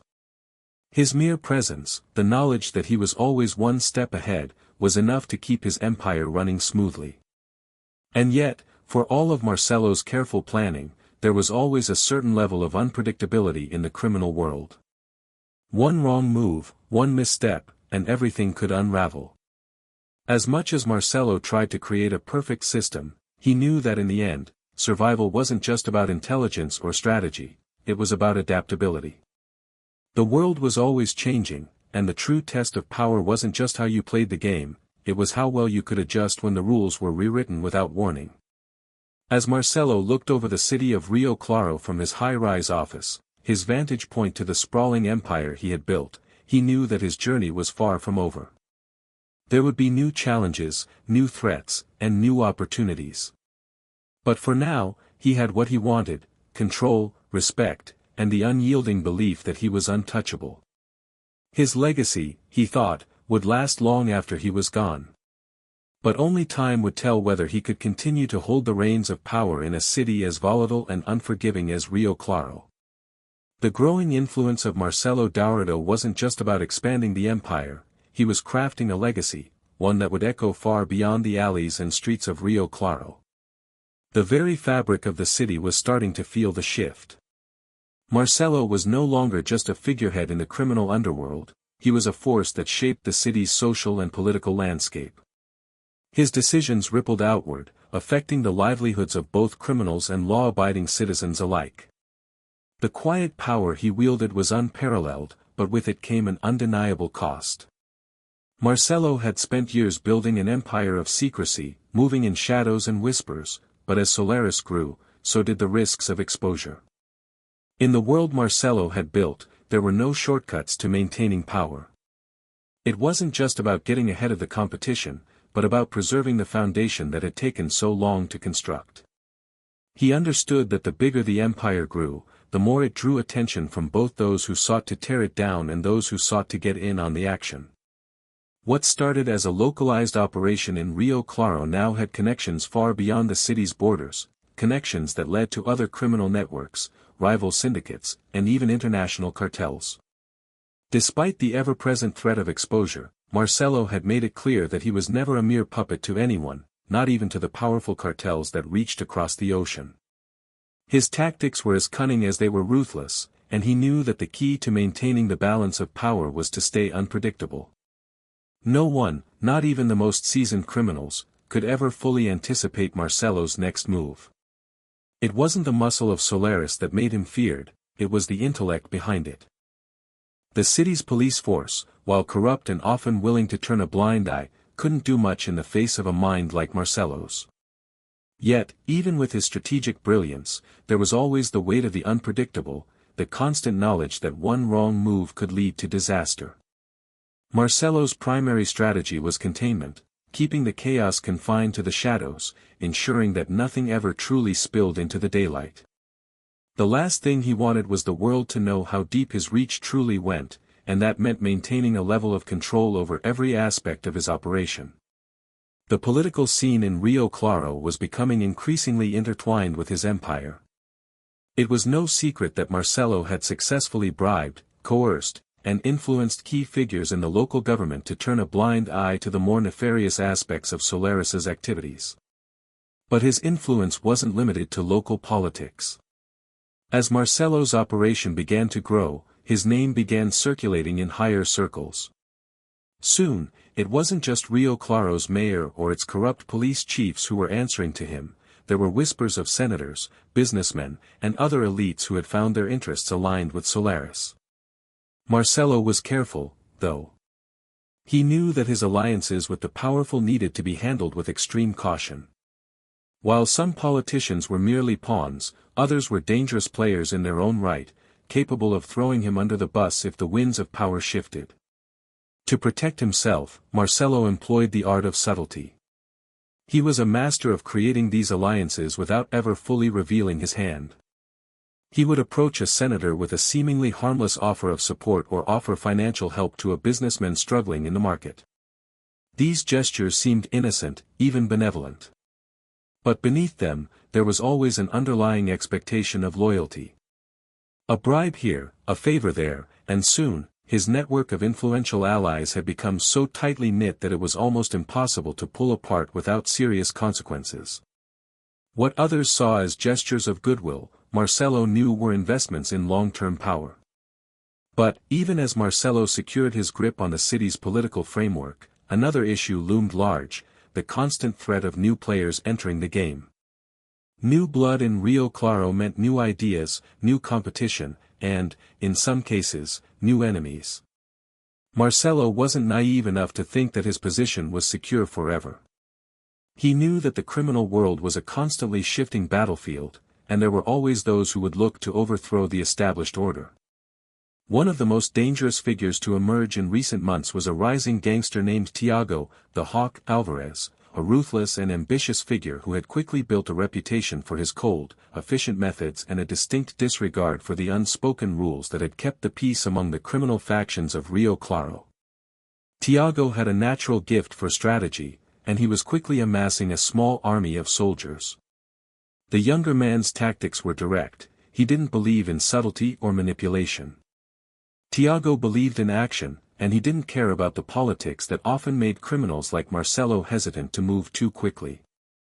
Tiago's rise posed a direct threat to Marcelo's carefully constructed empire.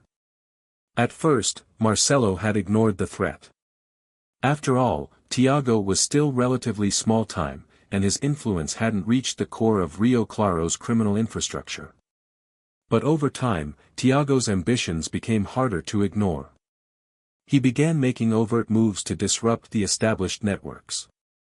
Word started spreading that Tiago was targeting the lower rungs of Solaris's distribution network, offering higher profits to street-level dealers who were loyal to Marcelo. The tactic was simple: undercut the competition, lure away the workers, and create enough chaos in the streets that Marcelo would be forced to react. It was a bold, aggressive move, one that Marcelo hadn't anticipated. And for the first time in a long while, he found himself on the back foot, forced to adapt to a new kind of enemy, one who didn't play by the same rules. Marcelo knew he couldn't let Tiago's challenge go unanswered, but he also understood that responding with violence alone wouldn't solve the problem. He needed to outthink Tiago, to control the situation before it escalated further. The first step was to neutralize Tiago's supporters, to isolate the upstart gangster from his potential allies. Marcelo's informants within the police force and his political connections provided him with the information he needed. It wasn't just about physical confrontation, it was about knowing who Tiago was working with and dismantling those alliances before they could take root. Marcelo's network of spies within the city's legitimate businesses proved invaluable in this regard. Tiago might have been a rising star in the underworld, but Marcelo had his own deep network, one that extended far beyond the reach of any one man. The next phase of Marcelo's plan involved targeting Tiago's core group of trusted lieutenants. Marcelo's men infiltrated Tiago's operation, gathering intelligence, sowing distrust among his followers, and eventually turning a few key players against him. The old tactic of divide and conquer was as effective as ever, and soon Tiago found his power base eroding, even before Marcelo ever made a direct move. Tiago's reputation was beginning to suffer as whispers of betrayal and disloyalty spread among his own men. The more Marcelo worked behind the scenes, the less confident Tiago became in his own position. But Marcelo wasn't about to make the same mistake twice. He had learned from the past, he knew better than to underestimate his enemies, even the ambitious ones. His final step was to make an example of Tiago. At the right moment, he moved swiftly, striking with precision. A trap was set, a meeting was arranged, and as Tiago walked into the room, he found himself surrounded. It wasn't a battle. It was a chess move, one that ended the threat of Tiago, the hawk, Alvarez before it could fully take flight. Marcelo's men disposed of the body quietly, without leaving a trace. Tiago's rise had been swift, but it was ended just as quickly. In the underworld, power shifts were swift, but the weight of Marcelo's mind proved that sometimes the smartest move wasn't the most obvious one. The lesson was clear: in the world Marcelo inhabited, no one could rise too quickly without making enemies. His careful, methodical approach had triumphed once again, but it also reaffirmed the price of power, the need to remain vigilant, to always be 2 steps ahead of everyone else. And as the dust settled in the wake of Tiago's demise, Marcelo's grip on Rio Claro tightened once more. His enemies had been warned: challenge him at your own peril. And the city, for all its restless energy, had learned that no one would ever take his place, not without paying a steep price. As Marcelo's influence continued to grow, so did the complexity of his position within Rio Claro's criminal underworld. He had managed to quash one threat, but in the world he operated within, each victory brought new challenges.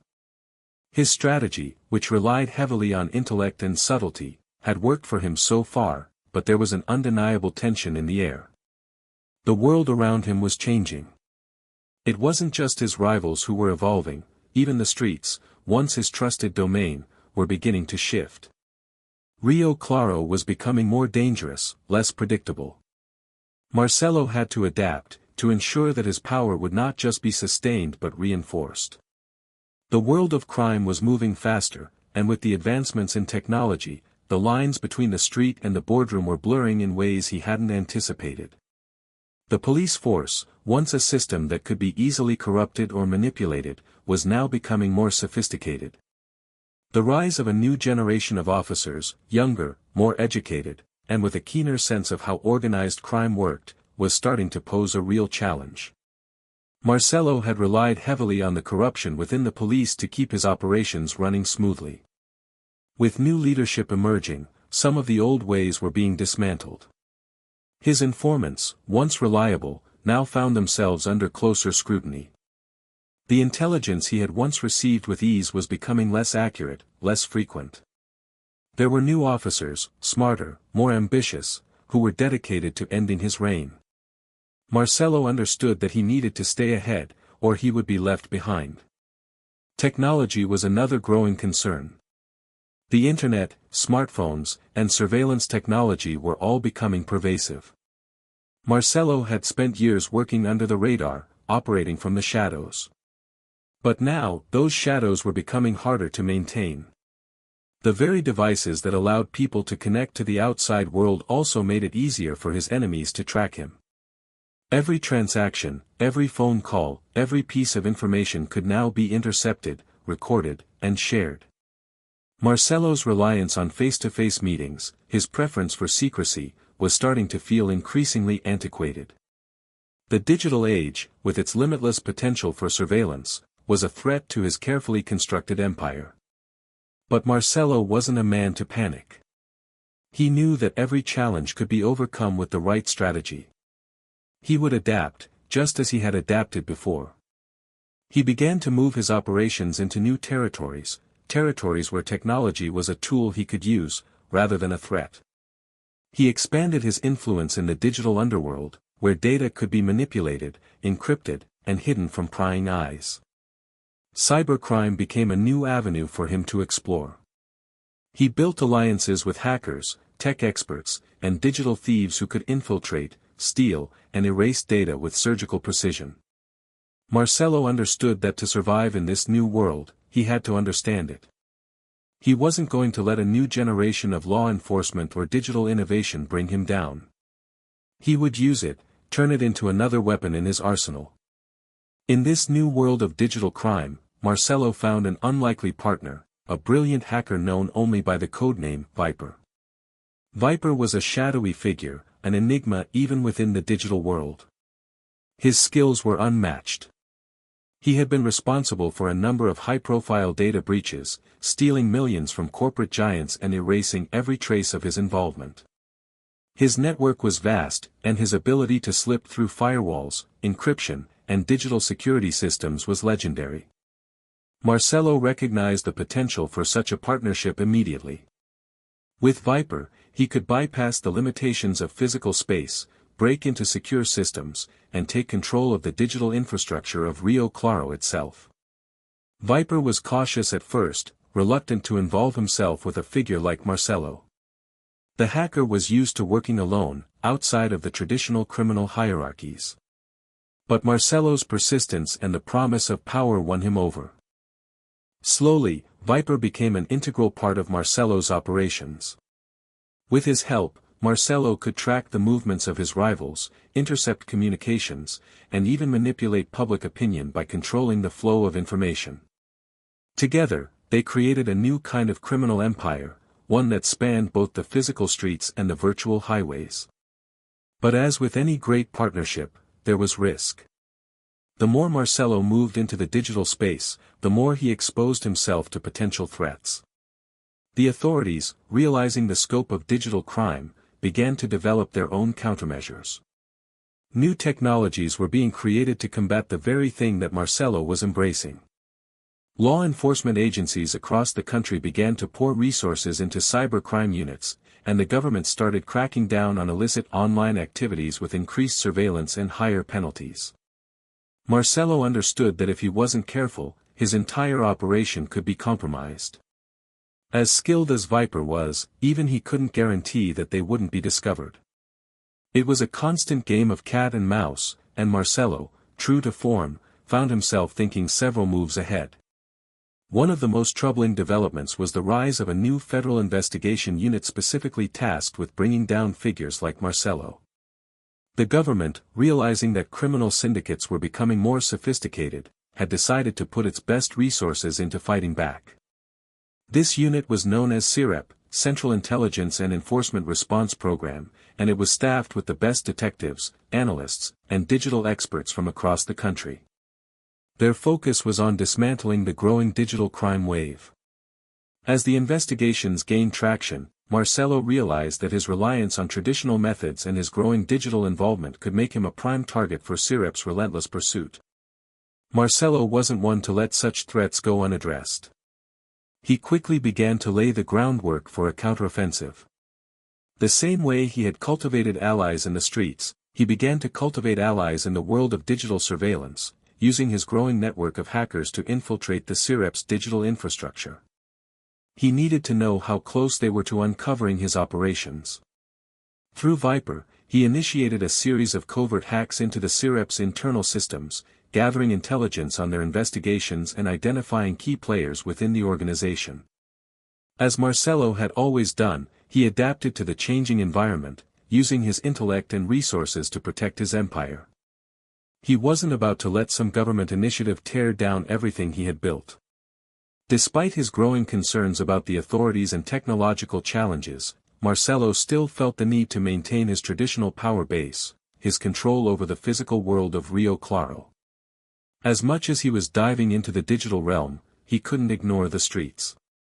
It was still the source of his power, and the streets demanded respect.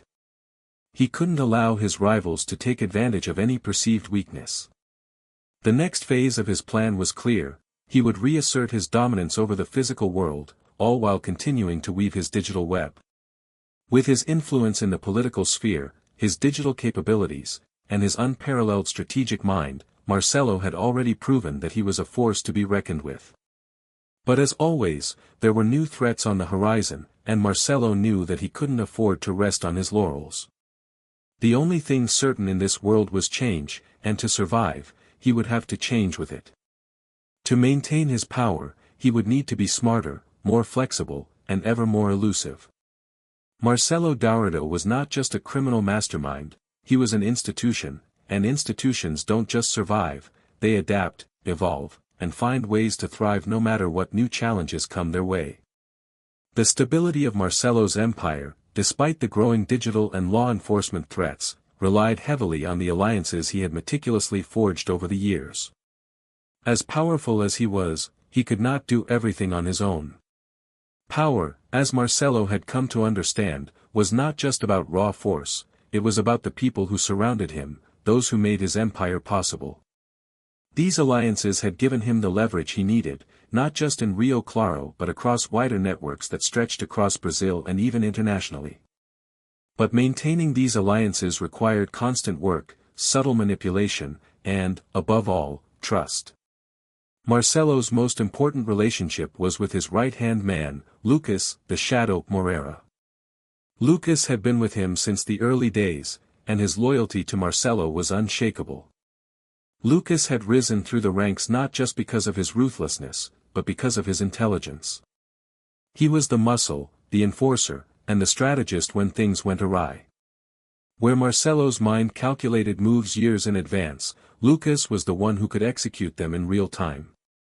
He was quiet, reserved, and always in the background, but his presence in the shadows made him one of the most feared men in Rio Claro. He had a reputation for being cold, calculating, and, above all, loyal to Marcelo. The bond between Marcelo and Lucas was built on years of shared experiences, backstabbing, betrayals, violent takeovers, and countless narrow escapes from the law. But what truly set their partnership apart was the understanding that they each provided something the other couldn't. Marcelo was the architect, the visionary, while Lucas was the builder, the one who saw the plan come to life. It was a relationship that had worked seamlessly for years, but even the strongest partnerships had cracks that could be exploited by those who knew where to look. As Solaris continued to expand its influence, Marcelo realized that it wasn't just Lucas and his close-knit circle that kept the empire intact, he needed to ensure that the loyalty of everyone within his organization remained strong. The bigger an empire grew, the more prone it became to division. It wasn't just the external threats that posed a risk, the true danger often came from within. Marcelo had learned this lesson the hard way when a trusted lieutenant, Felipe, the Fox, Garcia, attempted to take control of a portion of Solaris's operations in a bid for power. Felipe had been with the organization for years, a seasoned criminal with a sharp mind and a hunger for dominance. Marcelo had always regarded him as a competent leader, but when Felipe's ambition turned toward betrayal, Marcelo's world shifted. It had started slowly at first. Felipe had begun taking more risks in his operations, making deals with rival factions, and attempting to expand his influence beyond the sanctioned areas Marcelo had set out for him. The move was subtle at first, a few under-the-table dealings with competitors. But as Felipe's network grew, so did his arrogance. He began to think that Marcelo's hold over Rio Claro was weakening. Felipe had seen how quickly the world could change, and he believed that he could be the one to seize power when the moment came. His mistake, however, was underestimating Marcelo. Marcelo had always been a few steps ahead. One day, Marcelo received word that Felipe had planned to make a bold move, to take control of a large portion of Solaris's drug distribution operations and cut Marcelo out entirely. The coup was meant to occur when Marcelo was at his most vulnerable, with several key members of his inner circle being distracted by a new set of operations in neighboring cities. Felipe had calculated everything down to the smallest detail, except for one thing: Marcelo had been watching him all along. It wasn't the first time Felipe had tried to test the waters, but it would be the last. Marcelo wasn't the type to immediately resort to violence when dealing with disloyalty. He had learned that emotional responses often clouded judgment. Instead, he watched, observed, and waited. He allowed Felipe's plan to unfold, to see just how deep the betrayal ran, and to make sure that there was no room for doubt in his decision to eliminate the threat. By the time the betrayal was uncovered, Felipe had already made a series of irreversible moves, but the final nail in the coffin came when Felipe reached out to rival syndicates, offering them a portion of Solaris's territory in exchange for their support. It was an act of defiance, one that Marcelo would not allow to go unpunished. When the moment came, it wasn't Lucas who dealt the final blow, though he certainly played his part. It was Marcelo's own hand that ended Felipe's life, and it was done in the most cold, calculated manner possible. Marcelo had always operated from the shadows, and in that moment, Felipe learned just how ruthless Marcelo could be when threatened. The death was swift and efficient. No one would know the true extent of what had happened, and Marcelo made sure of it. Felipe's body disappeared without a trace, and the remaining members of his faction were either eliminated or absorbed into the ranks of Solaris. In the aftermath, Marcelo's power over his organization was solidified, but it came at a cost. The fear among his subordinates grew, and trust became a commodity that was harder to come by. Marcelo knew that, as his empire expanded, so would the potential for betrayal. He couldn't afford to let his guard down, not for a second. There were whispers in the shadows, rumors that his empire was built on a foundation of broken promises and bloodshed. Marcelo understood this, but it didn't bother him. He had always been aware of the price of power. But even as he tightened his grip on the organization, Marcelo's mind began to shift toward another issue, an issue that had been gnawing at him for some time. His growing empire, despite its strength, was facing one undeniable weakness: succession. As the leader of Solaris, Marcelo knew that there were no guarantees. Power didn't last forever, and even the strongest men could be brought down by time, illness, or an unforeseen betrayal. Marcelo had no children of his own, no heirs who could carry on the legacy of Solaris. And while he trusted Lucas, he knew that Lucas's abilities were tied to the present. What would happen if something were to happen to him? Marcelo had built something that could outlast him, but who would carry the torch when he was gone? The thought kept him up at night. It wasn't a question of if he would die, it was when, and what would become of the empire he had spent so long building. Marcelo wasn't interested in the traditional passing of power within criminal families. He had never believed in dynasties. The truth was, he hadn't trusted anyone enough to let them carry his vision forward. For now, he kept his plans close to his chest, wary of letting anyone into his inner circle with the same level of access that Lucas had. But the seed of uncertainty had been planted. And like everything in Marcelo's world, it was a problem that would have to be solved with precision, strategy, and a careful mind. As his empire continued to grow, so did the complexity of his position. Marcelo Dourado was no longer just a figure in Rio Claro's underworld, he was a player on the global stage. His operations, his strategies, and his alliances extended far beyond Brazil. And though his grip on power seemed unshakable, the landscape was shifting once more. In the shadows, there were forces gathering, rivals, both within and outside his ranks, who would stop at nothing to bring him down. But Marcelo wasn't about to let go. His empire, once a whisper in the dark, had become an institution.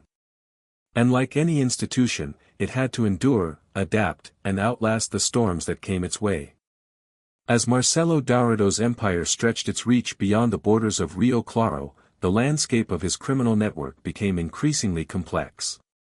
With his growing dominance, new challenges emerged, challenges that were no longer confined to the streets of the city, but rather spread across entire regions, industries, and even international borders. The moment of unchecked power was fleeting, and Marcelo understood this. The harder it was to maintain control, the more the consequences of losing that control would be devastating. Every step forward came with new risks, new vulnerabilities, and new enemies. He had grown accustomed to surviving against the odds, but with every victory, the stakes were raised higher. The corruption he had once so easily exploited within the police force and political circles was no longer as reliable as it once had been. The winds of change were sweeping across Brazil, bringing with them reform movements and a shift in public perception. The government, once passive to the machinations of criminal empires like his own, was beginning to crack down harder on organized crime. It was becoming harder for Marcelo to maintain his influence through backdoor deals and bribery alone. The authorities were learning to navigate the complexities of criminal organizations with greater sophistication, developing counter-strategies that were not easily outsmarted. In this shifting environment, Marcelo faced the challenge of staying relevant, of maintaining not just his dominance but his survival. The old ways of doing business, where trust and loyalty were secured through fear, were beginning to falter. It was no longer enough to hold power through intimidation and brute force. Marcelo needed to evolve. He had always been the mastermind, the thinker, but now he was required to think on a broader scale. His network, the Solaris Syndicate, had grown far beyond Rio Claro, and its operations were intricately woven into multiple layers of business, politics, and even the digital world. If he was to stay ahead, Marcelo knew he would have to outsmart both his enemies and the very system that had once worked in his favor. To do this, he began to change his approach, shifting his focus toward diversification. Where his empire had once been built on the illicit trade of drugs, weapons, and extortion, he now sought to expand into legitimate sectors. Marcelo was not the type to leave anything to chance. He knew that in order to maintain his empire, he would have to secure not only his criminal operations but also a hand in legitimate enterprises that were difficult to trace or regulate. Money laundering schemes became more sophisticated, with vast sums of dirty money funneled into legitimate businesses like real estate, hospitality, and even agriculture. He became involved in companies that operated above board, giving him the perfect cover for his illicit dealings. But it wasn't just about building a more resilient financial network. Marcelo had also become acutely aware of the need for a more polished image, one that could withstand the growing scrutiny from law enforcement and the public. As his empire grew in size and scope, he began to make careful moves to solidify his position in Brazil's social and political elite. He started associating himself with high-profile figures, businessmen, politicians, and even celebrities. He knew that in this new world, the power of influence could not be underestimated. Marcelo was beginning to blur the lines between criminal mastermind and legitimate businessmen. This shift in strategy wasn't without its complications. Marcelo's entrance into legitimate sectors, while useful for hiding his wealth and laundering his money, also brought him closer to a new class of adversaries. The higher he rose, the more attention he attracted from both the public eye and the intelligence agencies that were increasingly honing their focus on organized crime syndicates like Solaris. His attempts to operate on both sides of the law raised suspicion among those who stood to lose the most from his expansion into legitimate markets. One of the first signs of trouble came when Marcelo's real estate ventures in Rio de Janeiro began to attract the attention of a rising business magnate, Lucas Pereira. Lucas, a charismatic and ambitious entrepreneur with vast political connections, saw the increasing presence of Marcelo's companies as a threat to his own expanding business empire. He had his own connections within law enforcement, and though his operations were legitimate, there were whispers that Lucas wasn't above using a little muscle to secure his position. His interest in Marcelo was born from a combination of respect, rivalry, and a growing concern that Marcelo's expanding influence could one day infringe upon his territory. Lucas Pereira, unlike other enemies Marcelo had dealt with in the past, was not the type to confront him directly. He had built his empire on subtlety, using legal means and political power to eliminate competition. However, the arrival of Solaris's legitimate businesses in Rio de Janeiro pushed him into action. He began pressuring Marcelo's partners, subtly insinuating that the investments Marcelo had made were not above board. Rumors began to circulate that his real estate projects were fronts for money laundering, and his political ties were being scrutinized by the authorities. Marcelo was not blind to the danger Lucas posed, but his response was deliberate and methodical. He knew that a direct confrontation would not be wise, particularly with a man who was entrenched in the legal system and had the ability to bend laws to his favor. Instead, he decided to turn the tables, using his influence and subtlety to force Lucas into a corner. Marcelo reached out to his allies in high places, using his network of corrupt politicians and businesspeople to cast doubt on Lucas's own legitimacy. Soon, the rumors about Lucas's business practices began to gain traction. His competitors, now seeing a chance to destabilize his rise, began feeding information to the press, painting him as a man who was hiding something beneath the surface. The battle between the two men escalated in a slow burn, each move strategic, each counteraction calculated.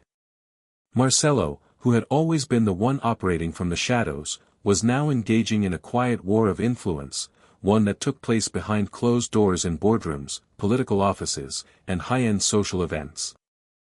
Lucas, in turn, began pushing back, using his connections within law enforcement to ramp up the pressure on Marcelo's operations, launching a series of legal investigations into his properties and businesses.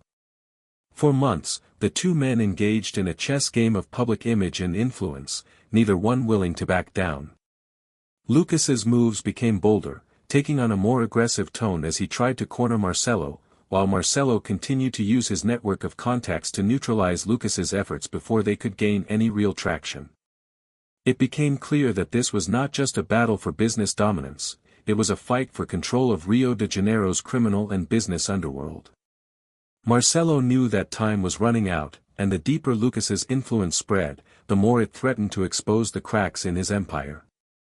Something had to be done to eliminate the threat once and for all. But as the conflict with Lucas Pereira reached its boiling point, Marcelo had an epiphany: Lucas was not the real threat. The true danger lay in the system that enabled men like him to rise to power in the first place. The game had changed, and Marcelo realized that he would need to adapt again, this time, not just to his rivals, but to the very forces that sought to bring him down. With a steady hand, Marcelo began to strategize, looking for ways to stay ahead of both Lucas and the authorities.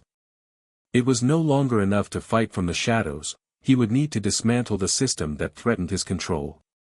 He would have to strike at the heart of the political and legal institutions that had allowed men like Lucas to operate freely, using every ounce of his intellect and influence to stay in the game. The chessboard was set, and Marcelo Dourado was ready to make his next move. Marcelo spent the days before his final gamble in a state of controlled stillness, as if his mind were a vast, quiet room where every object had to be placed with perfect intention. He knew that the Solaris Syndicate had entered an era where precision alone could no longer guarantee survival. The Umbra crew had adapted. They had learned to read his rhythm, to predict his mathematics, to bend their chaos into something resembling calculated resistance.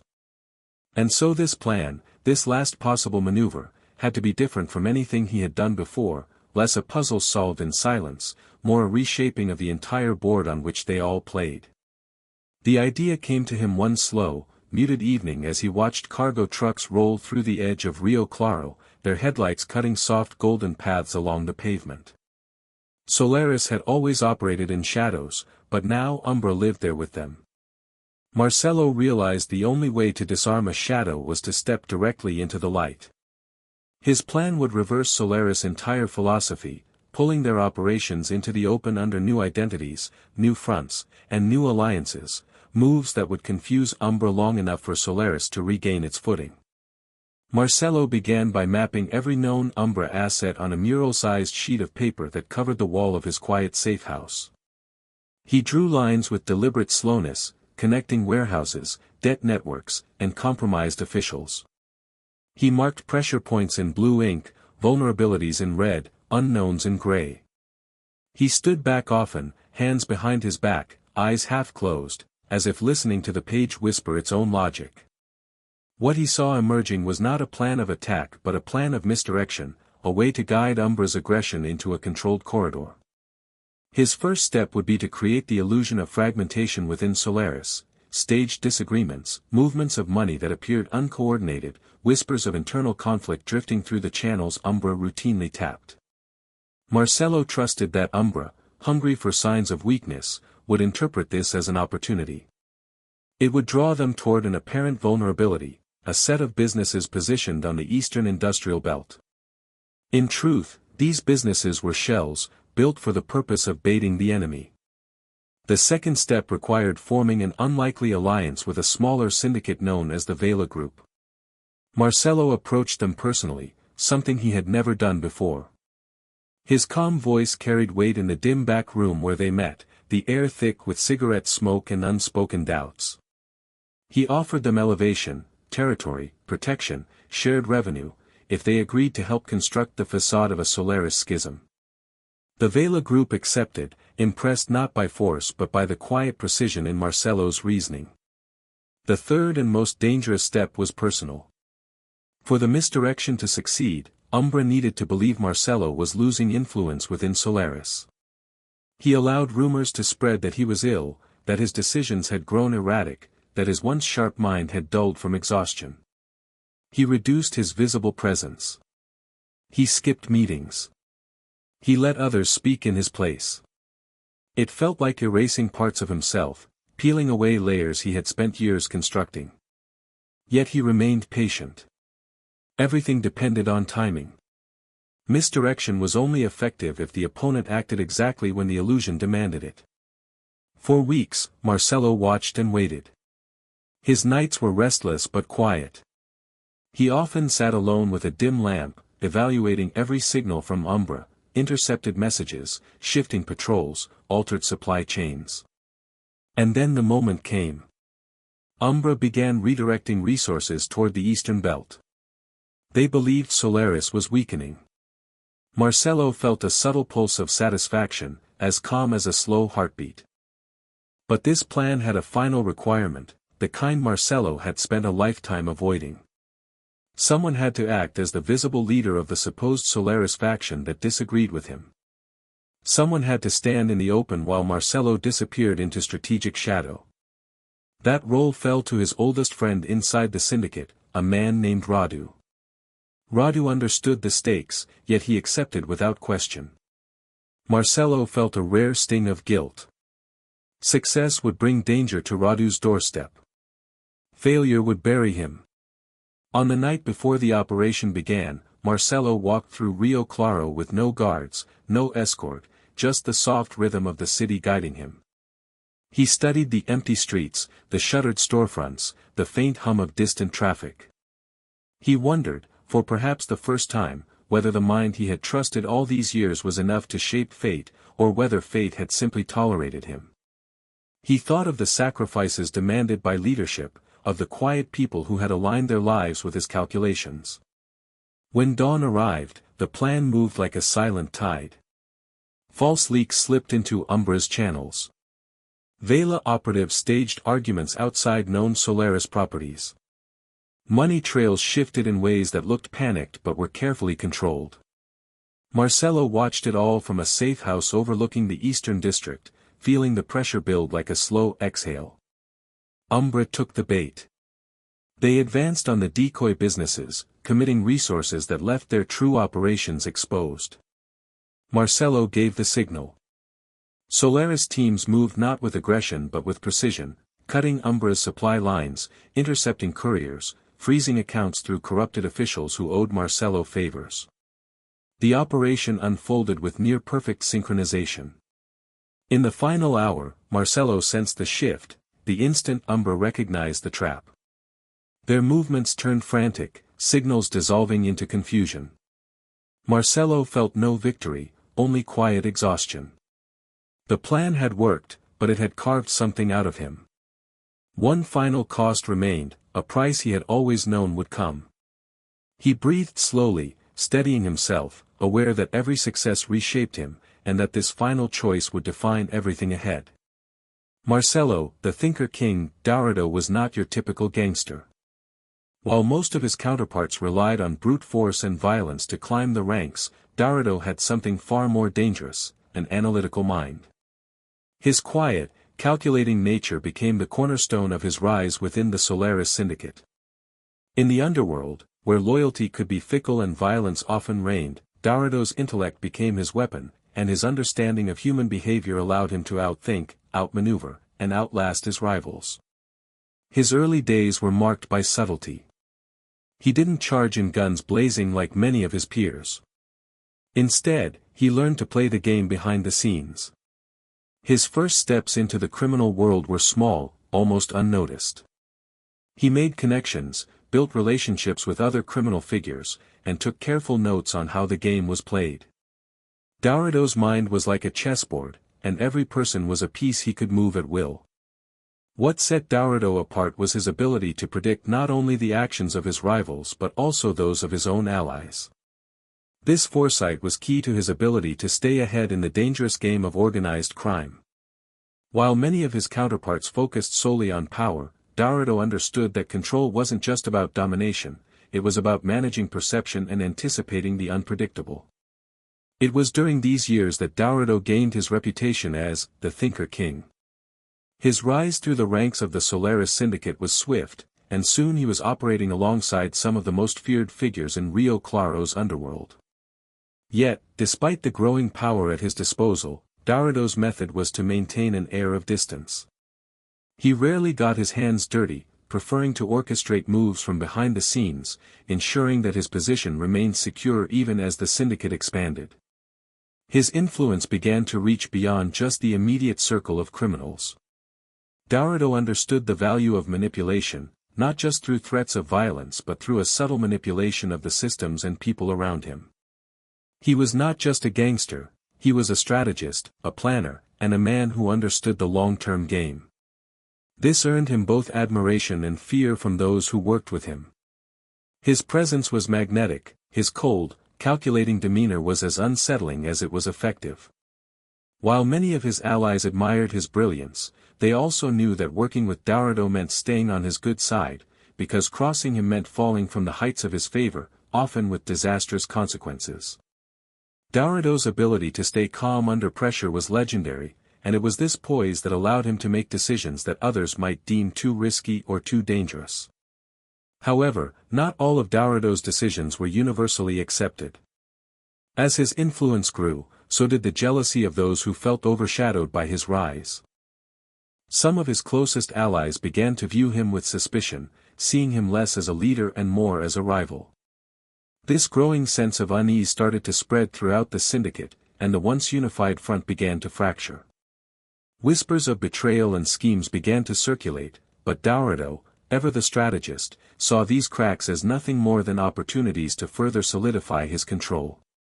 If the power was to shift, Dourado would ensure that it shifted in his favor. But as the power dynamics of the Solaris Syndicate evolved, so too did the risks. The very intelligence that had allowed Dourado to rise to the top now became a double-edged sword. His enemies were learning to recognize his methods, to understand his patterns, and to anticipate his moves. The walls that he had so carefully constructed around himself began to show signs of strain. The more power he gained, the more enemies he made. And soon, Dourado's careful game of chess would have to face a new set of challenges, ones that no amount of intellect could prepare him for. The weight of leadership started to press down on him, but Dourado, ever the tactician, began to adjust his strategies. He knew that the world of organized crime was built on ever-shifting sands, and stability was always a fleeting illusion. The greatest mistake a man like Dourado could make would be to assume that control was ever truly his. Instead, he focused on influence, on managing the power that surrounded him, on making sure the pieces on the board were always moving in his favor. He knew that while one battle may be won, the war was far from over. Marcelo Dourado's rise to power wasn't just through violence, but also through sheer intellect. Unlike many of his contemporaries, he wasn't a traditional mobster who relied on raw muscle and street smarts alone. Dourado had an uncanny ability to strategize, anticipate moves, and manipulate situations to his advantage. His capacity for seeing the bigger picture, the intricacies of the underworld's dynamics, made him stand out. Where others saw chaos, he saw opportunity. This mindset allowed him to build an empire that was less about intimidation and more about calculated moves, often operating in the shadows, pulling strings in ways that no one expected. His reputation was built on more than just fear, it was built on respect. His intelligence set him apart, earning him the title of the Thinker King. But with this respect came an ever-present target on his back. In a world where power often leads to betrayal, Dourado understood that trust was a luxury few could afford. As his empire grew, so did the number of enemies who were eager to take him down. Yet, Marcelo Dourado's true genius was in knowing how to stay one step ahead of those who would see him fall. The balance of power begins to shift as Marcelo Dourado's growing influence starts to face challenges, both within his organization and from external threats. Rival factions begin to view his brilliance not as a gift, but as a liability. They wonder if his sharp intellect might one day become a threat to their own ambitions. Marcelo, once seen as the mastermind, now finds himself navigating a dangerous game of survival. In the shadows of Rio Claro, alliances fracture, and the question lingers, will his mind be his greatest asset, or the very thing that leads to his downfall? As the years passed, Marcelo, the Thinker King, Dourado became a figure that commanded both fear and respect in the streets of Rio Claro and beyond. His network was vast, his influence undeniable. But behind the layers of power, something was shifting. The very empire he built through intelligence, strategy, and careful alliances was beginning to fracture. Paranoia crept in like a silent storm. His closest allies began to question his decisions, his trustworthiness, and ultimately, his judgment. In the quiet moments, when the weight of his actions bore down on him, Dourado would find himself staring into the vast night sky, contemplating his legacy. What had he built, really? A kingdom of shadows, a throne made of calculated moves and brutal decisions. And yet, the longer he ruled, the more distant his ultimate goal seemed. Was it power he sought, or something deeper? Could there be redemption in a life spent in the shadows? By the time the final acts of betrayal unfolded, Dourado had become a man at odds with his own creation. The empire he had meticulously crafted, built upon intellect and careful planning, was crumbling from within. The loyalty he demanded was slowly being replaced by doubt, the very thing he had once used to control his rivals now being turned against him. Those closest to him were the first to turn, and as the betrayals piled up, it became clear that no one was safe, not even the Thinker King himself. The realization was slow but inevitable, his empire was unsustainable, built on foundations too fragile to withstand the weight of time and treachery. In the end, Marcelo, the Thinker King, Dourado's legacy became one of both admiration and caution. His brilliance in navigating the criminal world was undeniable, but so were the costs of his decisions. His rise and fall echoed the fragility of power, reminding us all of the thin line between genius and destruction. As Rio Claro moves forward, his story lingers in the shadows, reminder of how even the sharpest minds can be undone by their own ambitions. What remains is the mystery of what might have been, had he chosen a different path.